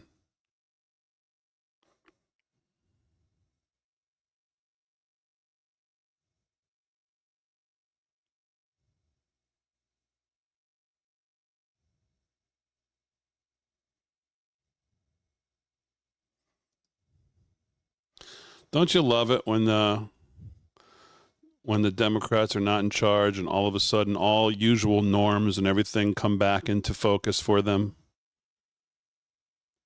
Democrat Senator Schatz on USAID. If you want to change an agency, introduce a bill, pass a law. You cannot waive away an agency you don't like. You can only do that if you're Biden and you're president and it's student loans.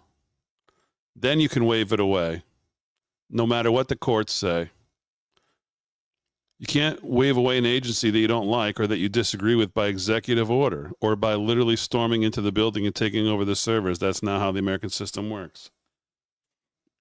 It's amazing when they're not in charge. All of a sudden, now they're all into like norms and the way things work. When they're in charge, it's just about, it doesn't matter. Everything's, well, we're just going to do what we want.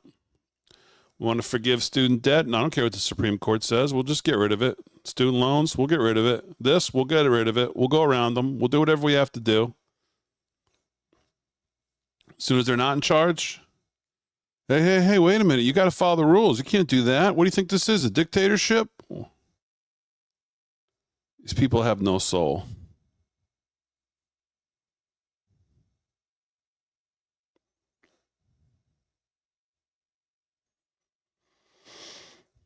In an effort to deprive Republicans of a critical vote in Congress, House Democrat leader Hakeem Jeffries is urging New York Governor Kathy Hochul to change the law and delay a special election to fill the impending vacancy of Elise Stefanik's seat in Congress. Okay. Again, you know, one thing you can never say is that Democrats don't know how to try to use their power. Just my point.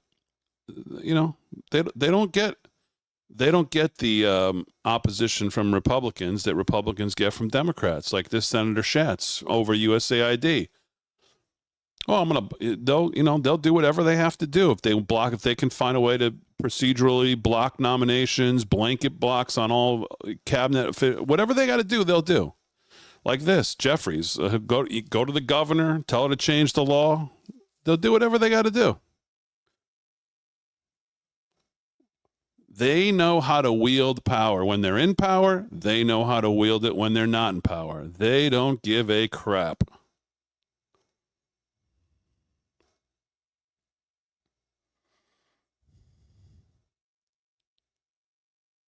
Republicans, on the other hand, not the same level of fight. Although Trump certainly has it, so it rubs off on some of them a little more, but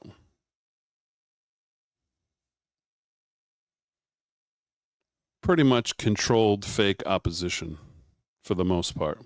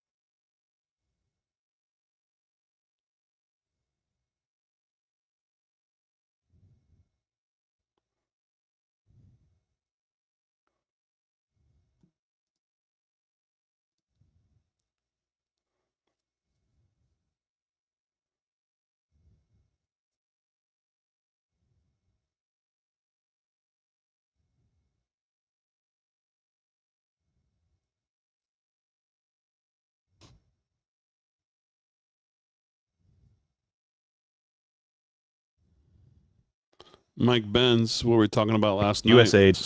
Ways that the foreign policy establishment manipulates domestic politics is they take the huge glut of money that we have to manage the American empire abroad, but then if a domestic candidate or domestic political movement is threatening to change U.S. foreign policy, like Donald Trump, has been and currently is, they redirect those funds almost like a white blood cells in an immune system to descend on the internal. They call these the domestic drivers of foreign policy. In order to root those out. And so just a few examples off the top, you have the Tide Center. The Tide Center is basically the clearinghouse for Black Lives Matter. It's also the fiscal sponsor of the group that controls the, quote, Soros prosecutors. You know how Soros has paid for the campaigns of 30% now of America's prosecutors. And so basically everyone who lives in a big metropolitan city is under a Soros prosecutor. Well, Soros also funds the group that not just the campaign, but the actual management of the prosecutors once they're in office to make sure they're in sync with the donor demands, including this group tells them who to prosecute, who not to prosecute, how to structure it, gives them the social media messages, writes their press releases, basically manages them like a talent agency. What are you talking about? I have nobody blocked. And I don't think the team has any. I certainly don't, but I don't really handle it. But what are you talking about? I can see you. I can see your. Obviously, if you're commenting, you're not blocked.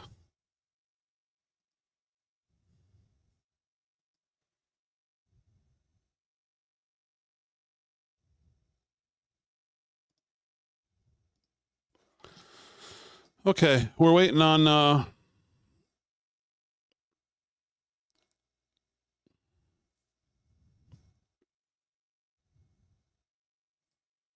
Judy sees you too, so you're not blocked. Oh, Sergeant Arb says he sees you too.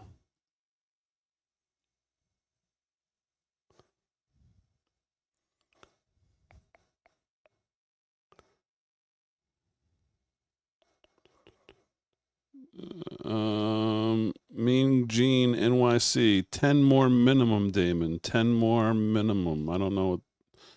10 more minimum what? 10 more minutes?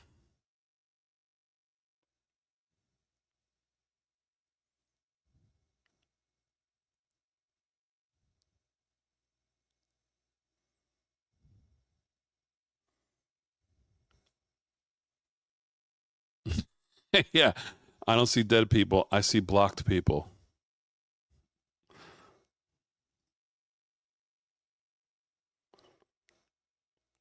Yeah, 10 more minutes. At least 10 more minutes. Who knows with these guys?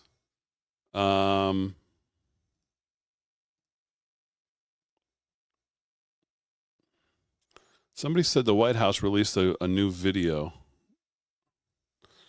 Let's go see if we can find that. Let's see what we can find.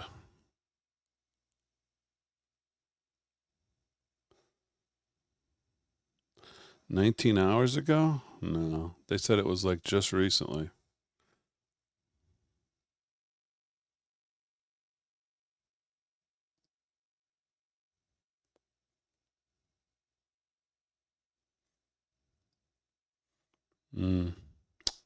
I don't see anything there.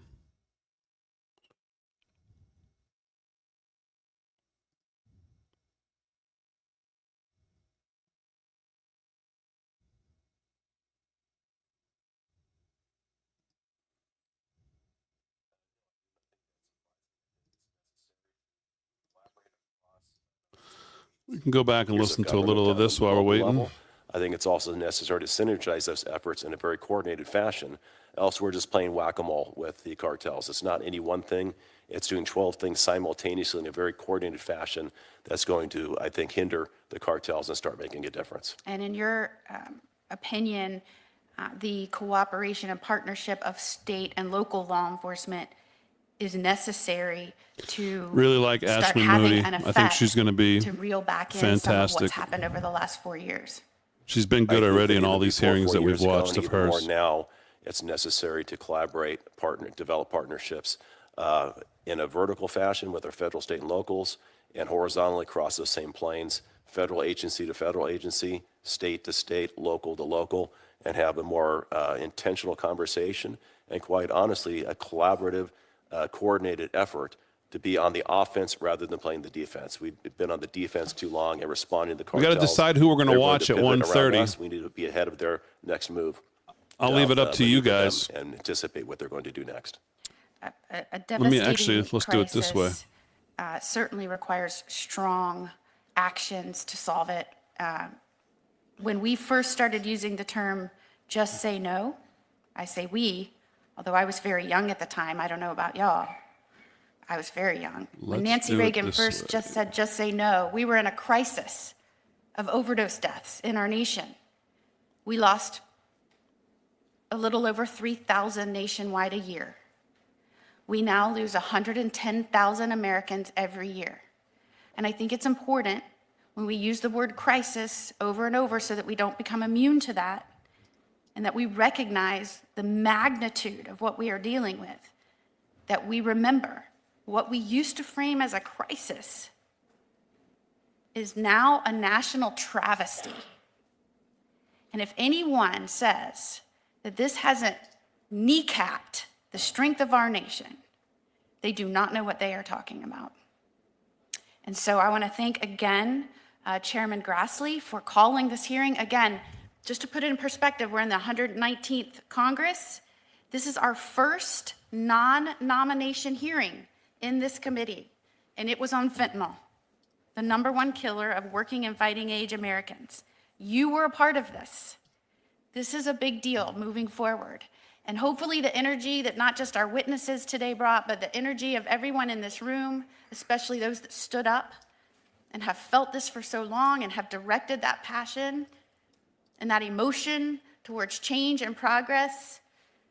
The 119th Congress hears you, we see you, and I'm going to be a squealer to make sure that they take action and move forward. So we appreciate you being here today. We appreciate all the witnesses for being here today. I used to be a judge before I went into this crazy, chaotic world of politics. I'm feeling back at home. The meeting is adjourned. Thank you so much.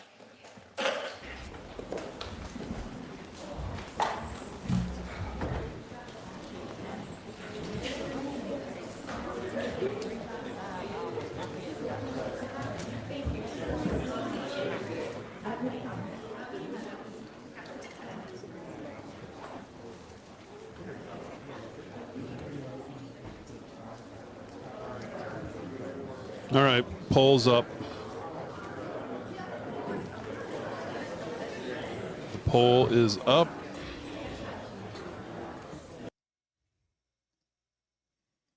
That hearing is now over. So we're pretty much in limbo here at this point. Everything's, the next thing is these, oh,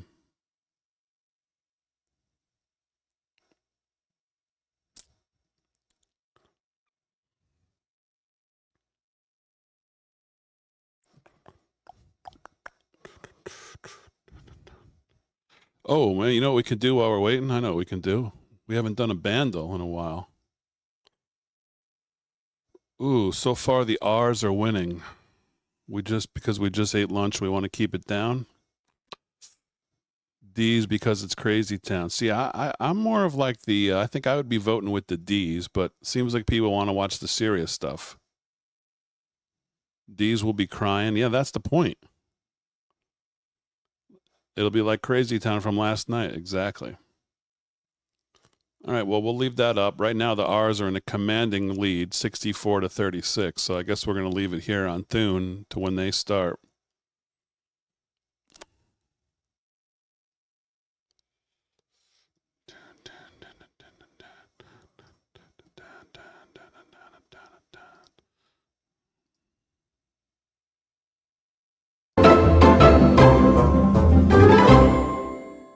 And we'll begin with the opening statements. Each candidate will have 30 seconds, and we'll start with Dr. Quintessa Hathaway. Doctor.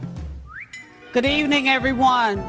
It is my desire to be the next DNC chair, and I just want to give you all a little bit of something that's been on my heart here over the last couple of days. Yes. You fight on, you fight on. You fight on, you fight on. When your government is doing you wrong, you fight on, oh, you fight on. We're going to we're finding out ways to expedite this. Because of our gender balance provisions on this next ballot, you will be able to vote for 2 candidates of any gender on the next ballot. Oh, yeah. Thank God. Okay? So on this next ballot, you will be able to vote for 2 candidates of any gender on the next ballot. If 2 candidates receive, I'm going to turn to Helen to clarify this last part. Yeah. Yeah, on who the hell we can vote for, because I have no idea. You are in this next ballot where you have 2 votes. Okay. As the chair has said, you may vote for 2 males, 2 females, 2 of any gender. Okay? Oh. No, you can't do that because we've got to balance. You 2 could vote giraffes. for 1 of any gender. Okay? Or no, non-binary gender. Excuse me. It is late. Yeah, it's late.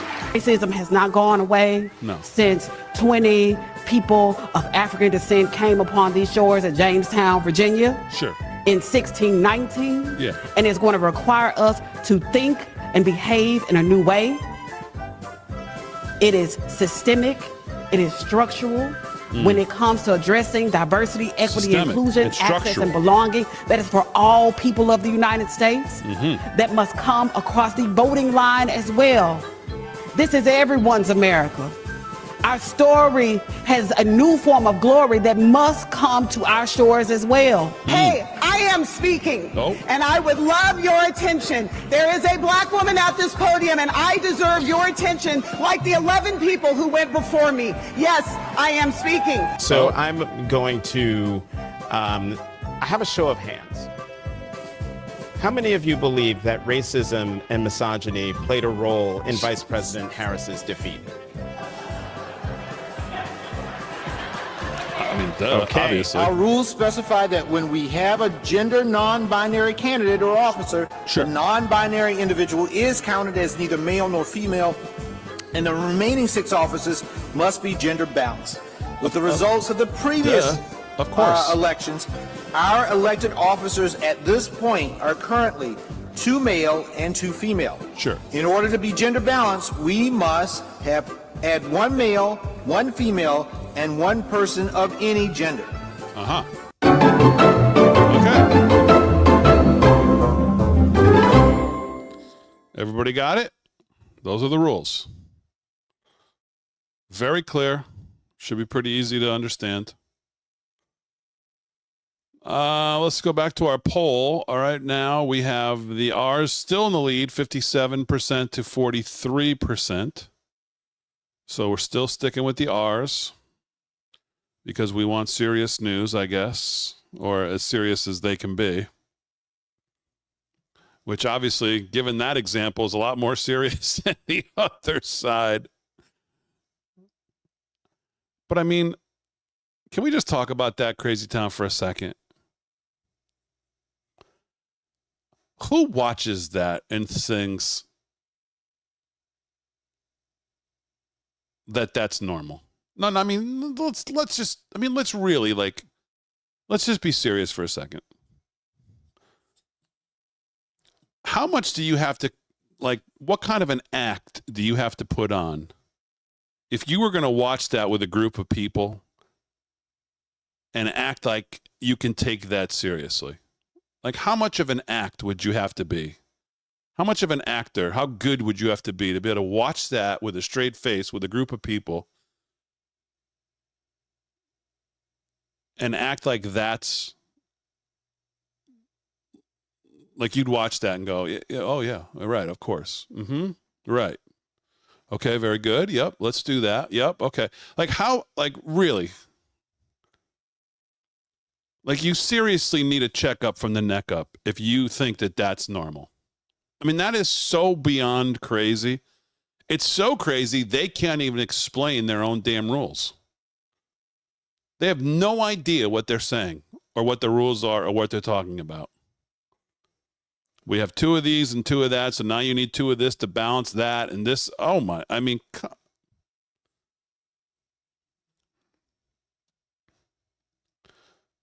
wild, man. That is wild.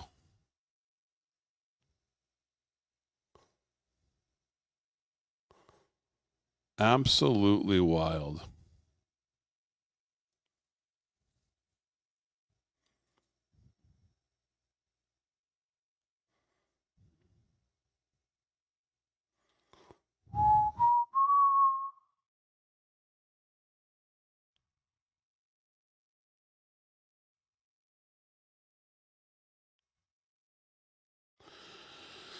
Hey, look at this. Speaking of gifted subs, I guess you can actually do it on Rumble too.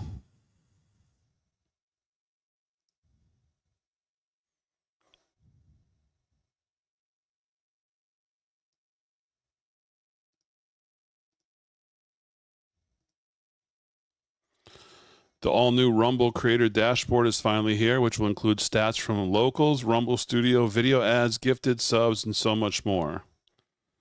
Okay, we'll have to check that out. Our Rumble audience continues to grow. I guess you can gift subs on Rumble too. We'll have to see if we can do members-only streams there as well, and we'll do them together with the subs on YouTube. Figure that out.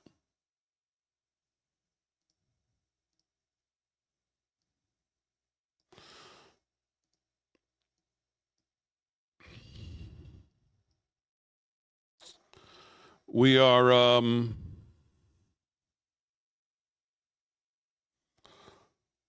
currently waiting for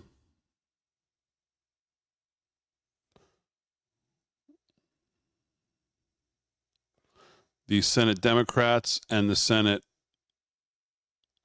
Republicans to hold their weekly news conferences.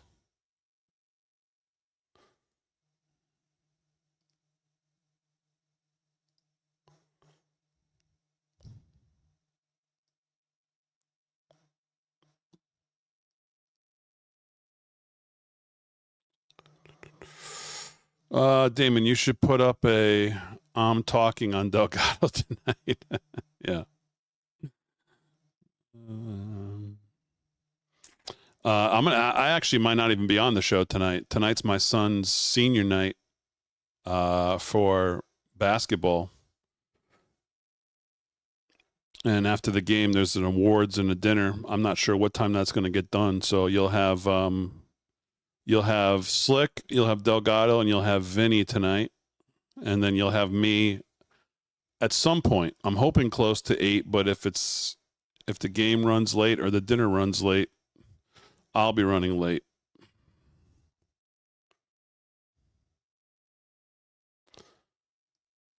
I mean, my take on it right now is it is accidental. A lot of bad things lined up at the same time. But I mean, as hard as it is to watch some of those videos and think, what the hell did this guy not see that's in the helicopter? I saw a report today that the plane actually did try to make a last-second climb, but it was too late. But I guess they actually did visually pick up, I guess, out of their right, but it was too late. But I guess the black box did show some kind of last second move to the upside,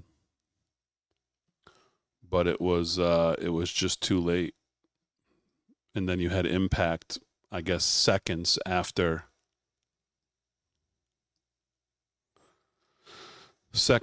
they tried.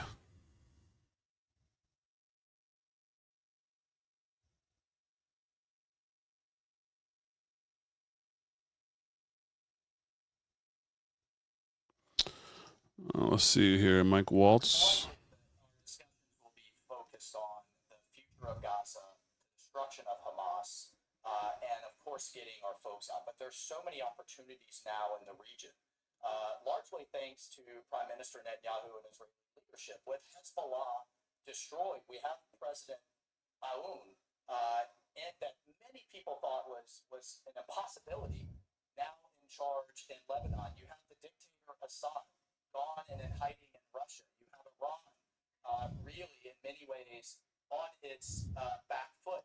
We need to handle and deal with the issues of the Houthis literally attacking international shipping. That should be an international response, not all of the burden on the United States. And we're asking the Europeans to step up and help us with that issue. So there's a lot of opportunity in the region, and mostly there is real optimism. And Steve saw this in Tel Aviv, in Jerusalem. There are massive murals of President Trump with families being reunited with their loved ones, thanking him for his leadership.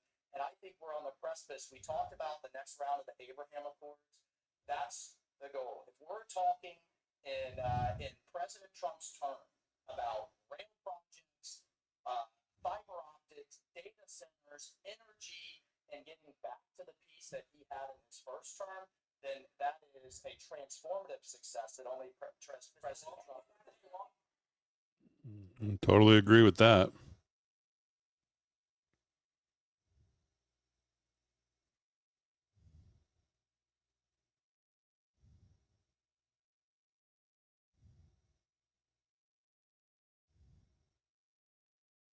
There you go. Is BB and Elon today? I guess. I'm assuming that's today.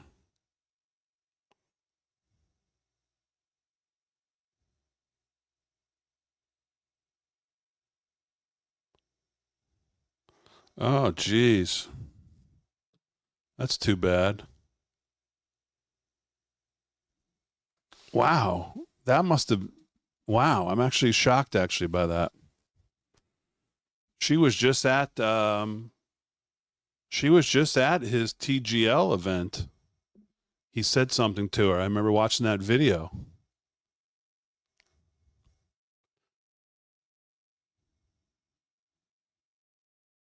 Wow, that must have. I wonder what happened. That was I don't think that was expected.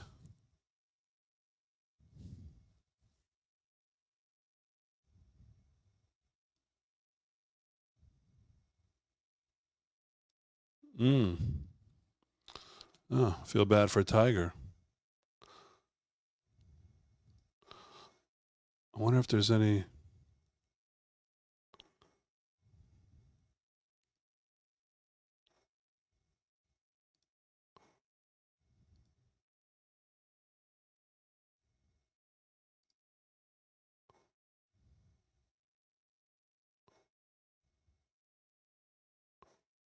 Oh, here's a statement from 2 hours ago.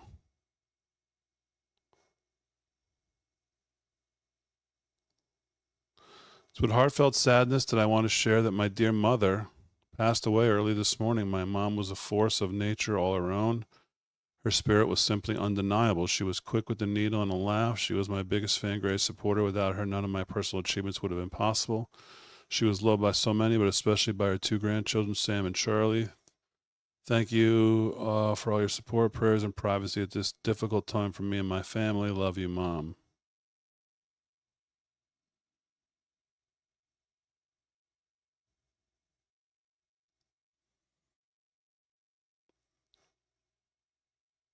Yeah, this is what I'm talking about. Tiger's mom was in attendance for his TJL debut just a couple of weeks ago. God, I thought it was just the other day.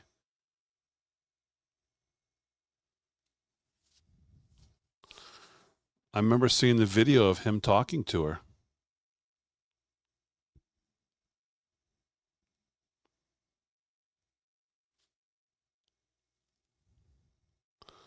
Huh. Oh, here's from the president right here. I was just informed that Tiger Woods' wonderful mother passed away. She has gone on to greener fairways.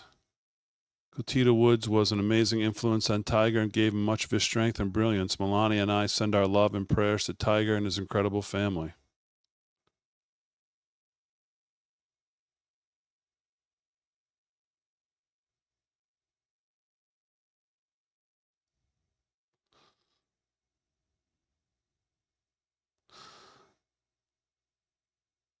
Boy, she didn't, I'm just trying to see if there was something that, was she sick? I don't think she, I don't know, but she didn't look like it at that event. She looked like she was.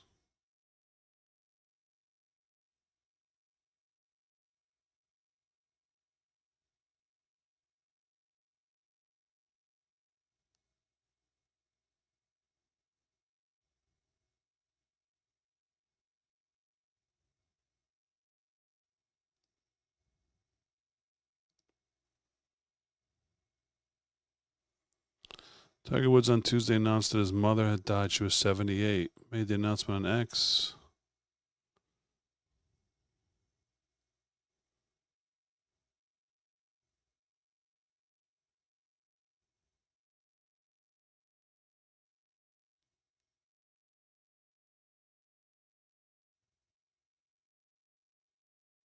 No, nothing on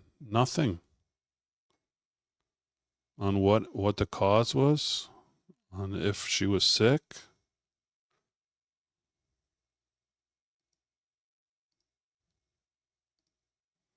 Let me look in the chat. Has anybody heard anything else?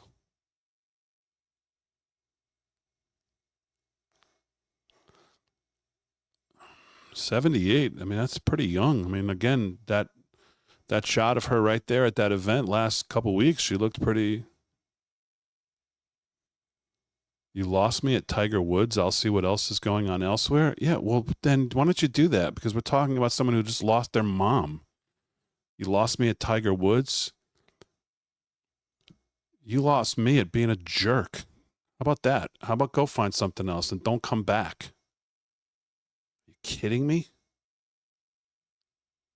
sound like a Democrat. Could you have less heart?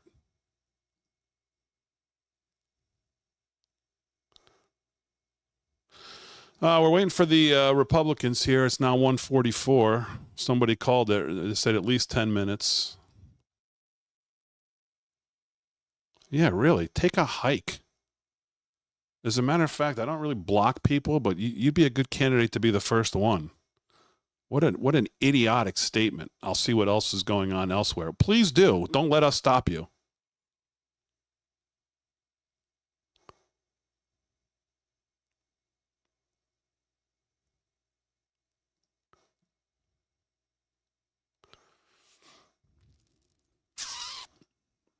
Amazing. Some of the comments are amazing sometimes. Well, there's not much else going on. I'm trying to hang on here with you folks, but there's not much going on before these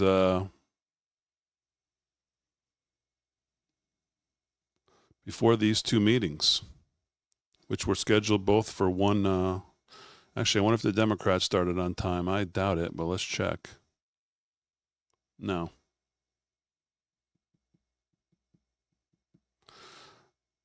Oh, you have the congressional Democrats also starting at 2:30. So,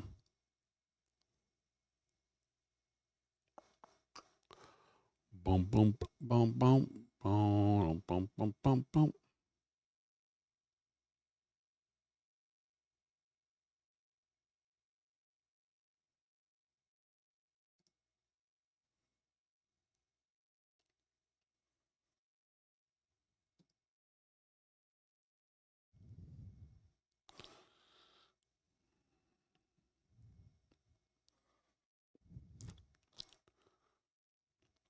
Pam Bondi's next should be at 4 p.m. Possibly, but someone said they delayed it till tomorrow.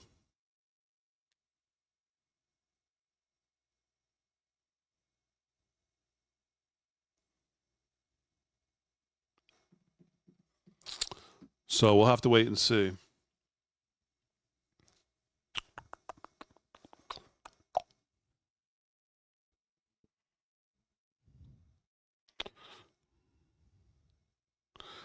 Mandy, thanks for hanging with us. Go get the kids from school. Boy, I remember when I was doing that with my kids. Now he's about to go to college. Enjoy every pickup and drop off because, man, they go fast.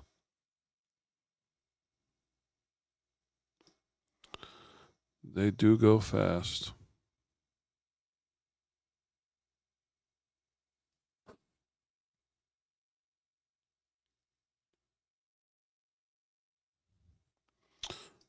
Thank you very much. Yeah, one of the last couple, I mean, they're going to make the playoffs, so we'll have a couple games left. We got 2 games in the regular season left, tonight and Thursday, and then playoffs, but it's coming to a quick end.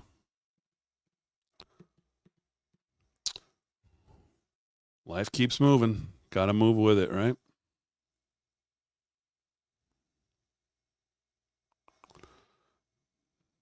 There you go. That's kind of your next stage, right? I still got a ways, hopefully, before that, but that would be the next. That's kind of a restart, kind of.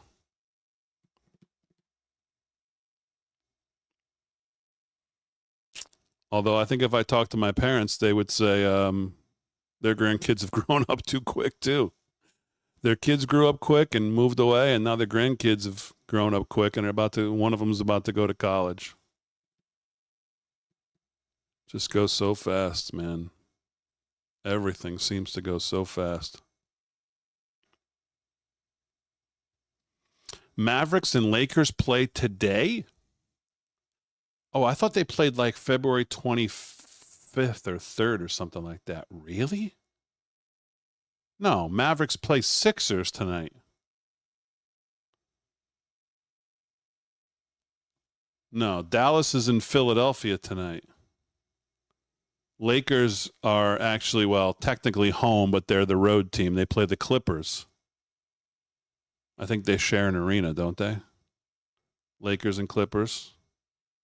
Yeah, no, I think the Lakers and the Mavs play in February, but it's later in the month.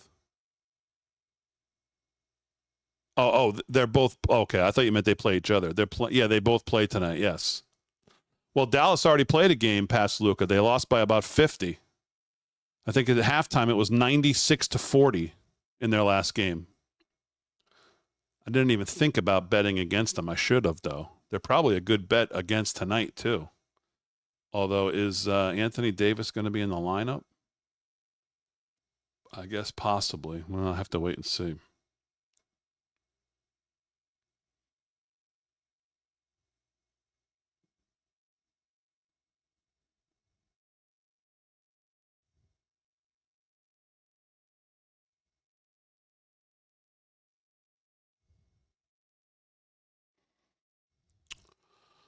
Well, I don't know here. Wanted to see what these guys had to say, but I don't know what's going on. Let me see if anybody else is live with anything. Senate is in recess till 2:15, which I would think is going to get pushed since the press conference is 15, almost now 20. Well, now it is 20 minutes late.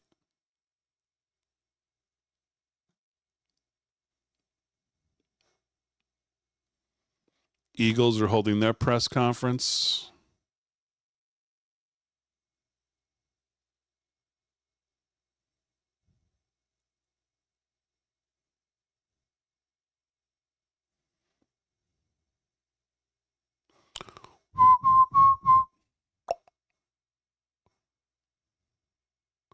I still can't get over the Grammys gave Best Country Album to Beyonce. I mean, are you see like? It's like, what are you thinking? Like, how fast can we become? You're totally irrelevant.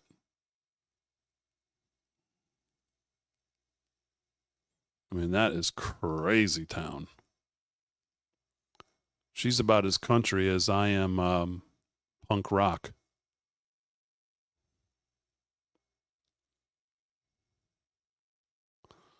No, we got nothing going on. This is the only thing to wait for.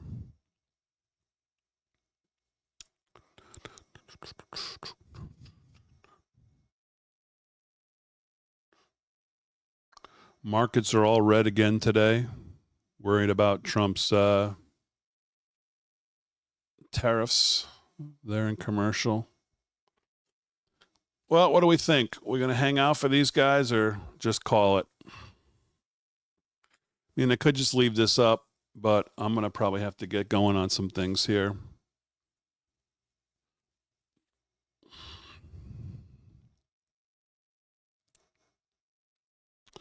Well, we don't know exactly when the Bondi vote is. We thought it was today, but now someone said it might be. Damon put C-SPAN on. I don't think C-SPAN's live with anything. I mean, how desperate are we if it's like, let's put C-SPAN on? All right, let's take a look at what they got. Hey, what should we watch? We're down to C-SPAN. C-SPAN's not even live with anything. Not even live.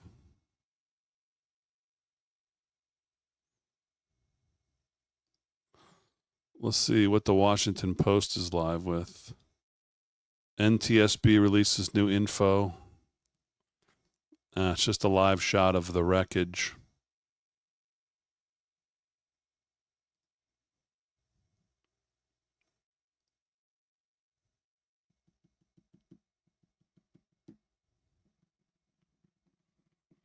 Crypto's bad today. Crypto's been bad. Crypto, your opportunity in crypto to turn around is going to be when the Fed decides to go from quantitative tightening to quantitative easing.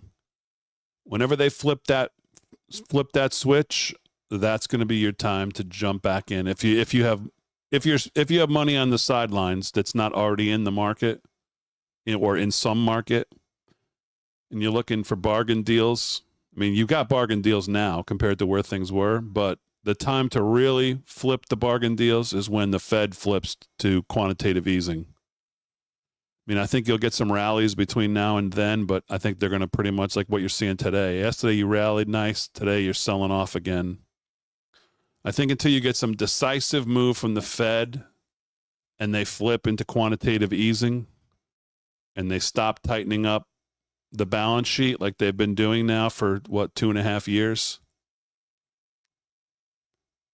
I don't think you're going to get too many sustainable. You'll get some sustainable rallies in crypto until the Fed flips into quantitative easing.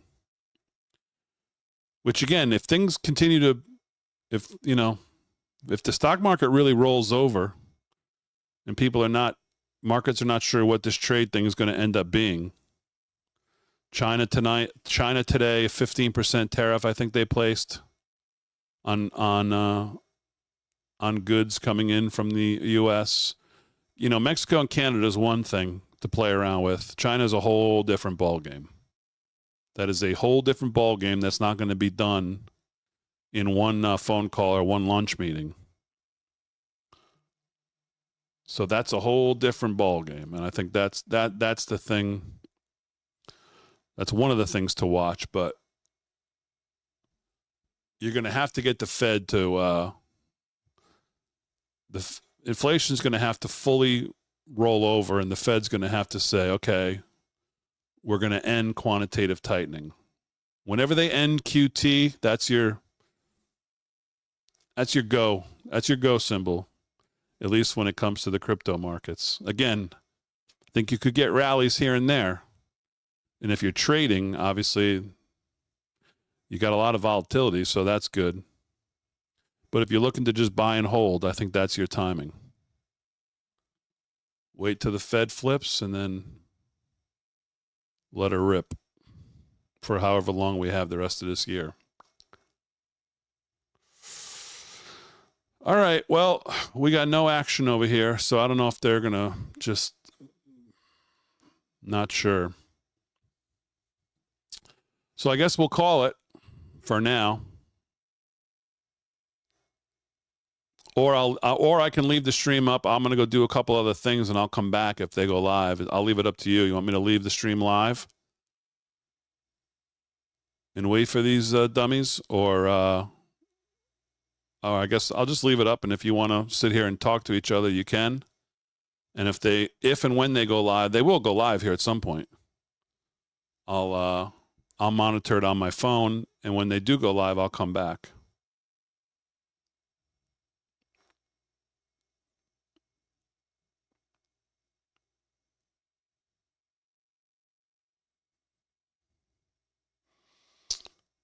Oh, the music. Yeah, we didn't do the, let's see, what is that?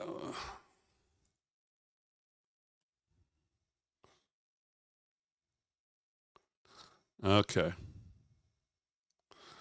All right. Here we go. Let's give away a t-shirt. We haven't done this in a while. Guess the song, released in 2009. Seems like it's pretty easy. Here we go. Drums and sound effect will be level 1.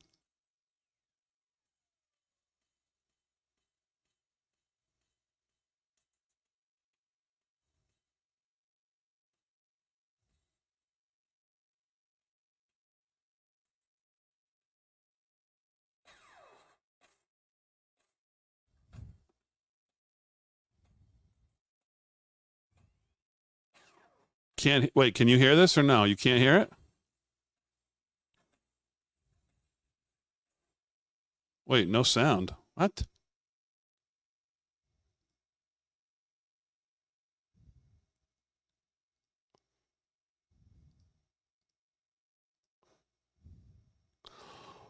Hold up. All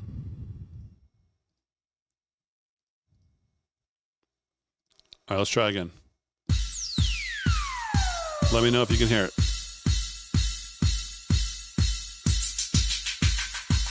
Still no?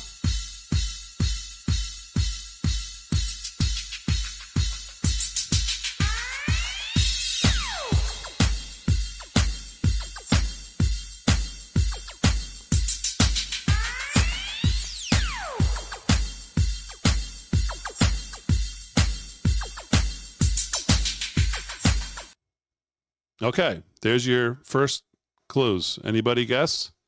I don't see any guesses yet. Okay, it's not Talbert, no. All right, so we're, nobody wins the full t-shirt. Oh, Turbo Girl with a guess. Dropped the bomb on me, okay? So that's the first guess.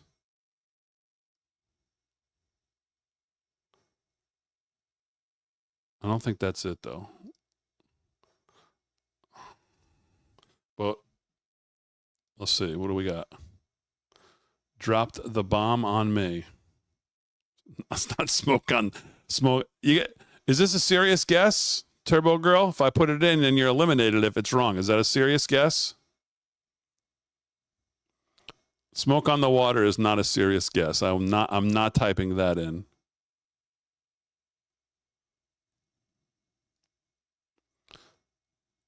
It's Harry Oates? No.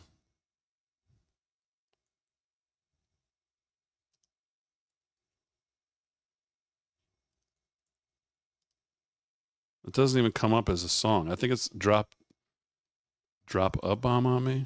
No. Okay, that's not it. Okay, we're going to the next one here. So now we're going to add the bass in. Here we go. Clue number 2. So no one won the full t-shirt. So now we're going to do the t-shirt. We'll have to cut one of the sleeves off. Here we go.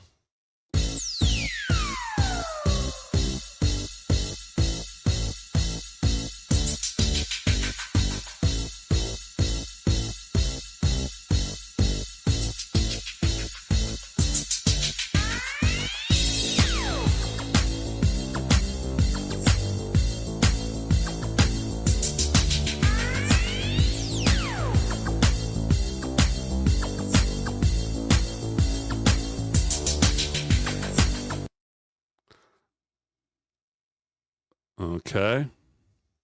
Sergeant Arb says Faded Love. Faded Love is not a choice. So it's not that.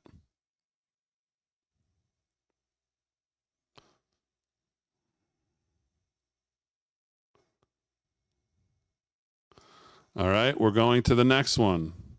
Someone's going to, I think we're going to. All right, so now it's not Isn't She Lovely? No, it's not Stevie Wonder. That I know. All right, so no one got that. So now we're going, and now it's a tank top. 2 sleeves coming off, no full shirt, no one sleeve. Now we're going to take both sleeves off. Here we go.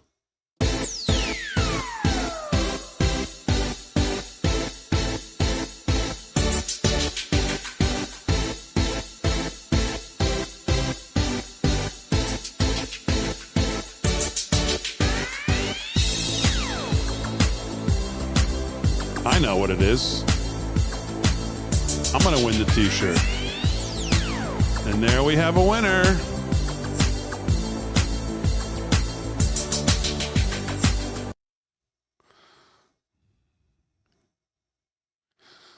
Well, we got to come up with the actual name now, but this is the winner.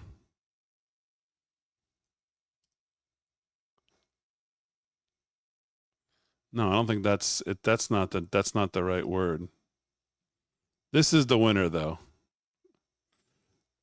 You got to give me the actual.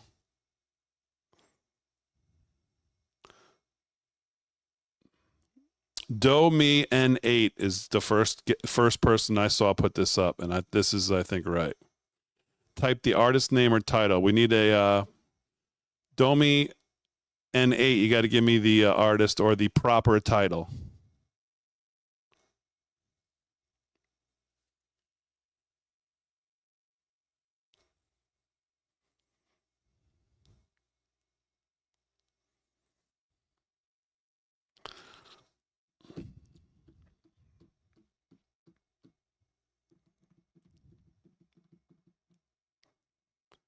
You Spin Me Round Like a Record. Okay. Dead or Alive, You Spin Me Round Like a Record. That's your guess before I type it in. Okay, here we go. Guess. No. That's not who it is. You got the right words, but that's not the right. I thought it was, okay, well, here we go. We're moving on.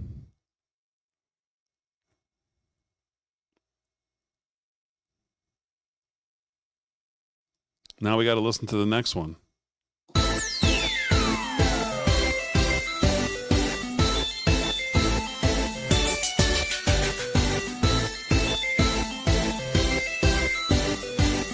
right. I think Woodrow's got it.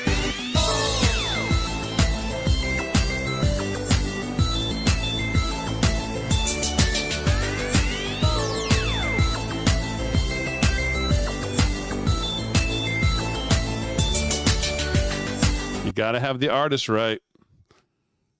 Woodrow's the first one. Here we go. Guess. Correct.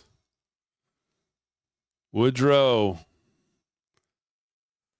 Domi 8, you had the right words, but not the right artist. Not the right name. Woodrow, there you go.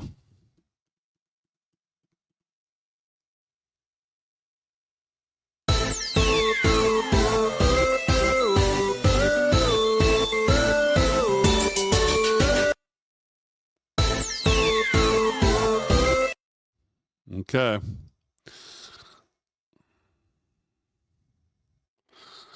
All right, there you go. Woodrow, you know what to do. Send us an email, what you want. LFS6B@yahoo.com. LFS6B@yahoo.com. Tell us size, shirt. We'll send it out.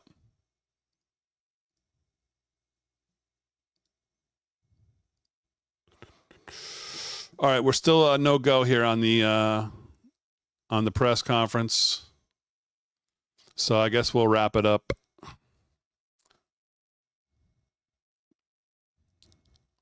Damon, you must ride an elevator every day? What does that mean?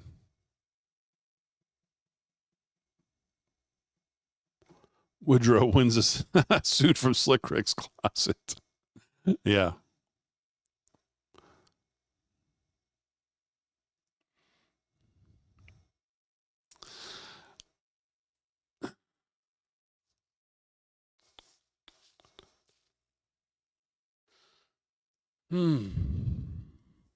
All right, we'll do one more pass here of if there's anything going on. Let's see.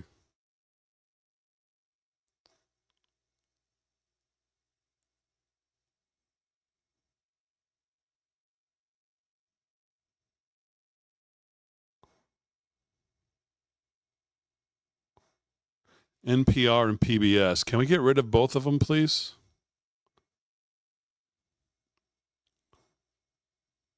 Or can we at least remake it? How about that?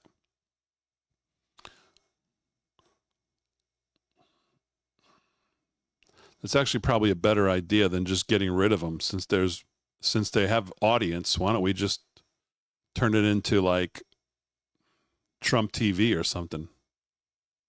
Or conservative TV, I don't know, something. Or just get rid of it. Who the hell cares?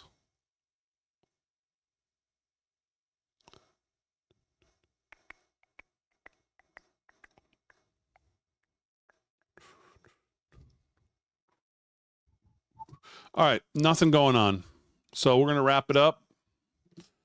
I might come back for President Trump's Benjamin Netanyahu press conference. I might come back for that. Although if it's after, no, actually I won't be coming back for that. No, because my son's stuff starts at 4:30. So even if that's at 5:15, I won't be here. So I will not be coming back for that. But you'll have the boys tonight. You'll have Slick Rick, Rick Delgado, and Vinnie Mac tonight. We'll take you through the night. If I can join you, I certainly will. But if not, I will see you maybe tomorrow morning here if there's anything going on, or obviously tomorrow night back on the show. So thanks, everybody. I want to thank again everybody for the gifted subs. Super sticker from Turbo Girl. Vicky, a gifted sub. Turbo Girl, 10's gifted subs. So thank you all for the support. Really appreciate it. The subs really help the channel out if we can continue to grow those. So glad we got that worked out. Thanks to YouTube again. They actually were very, very helpful figuring out why that wasn't available to us. We figured it out. They figured it out, actually. And they were very responsive. So I want to thank them as well. Yeah. And that's a wrap. So we will they'll see you tonight, and I'll see you either late tonight or tomorrow. All right? Enjoy the rest of your day, everybody. Thanks for joining us. See you later.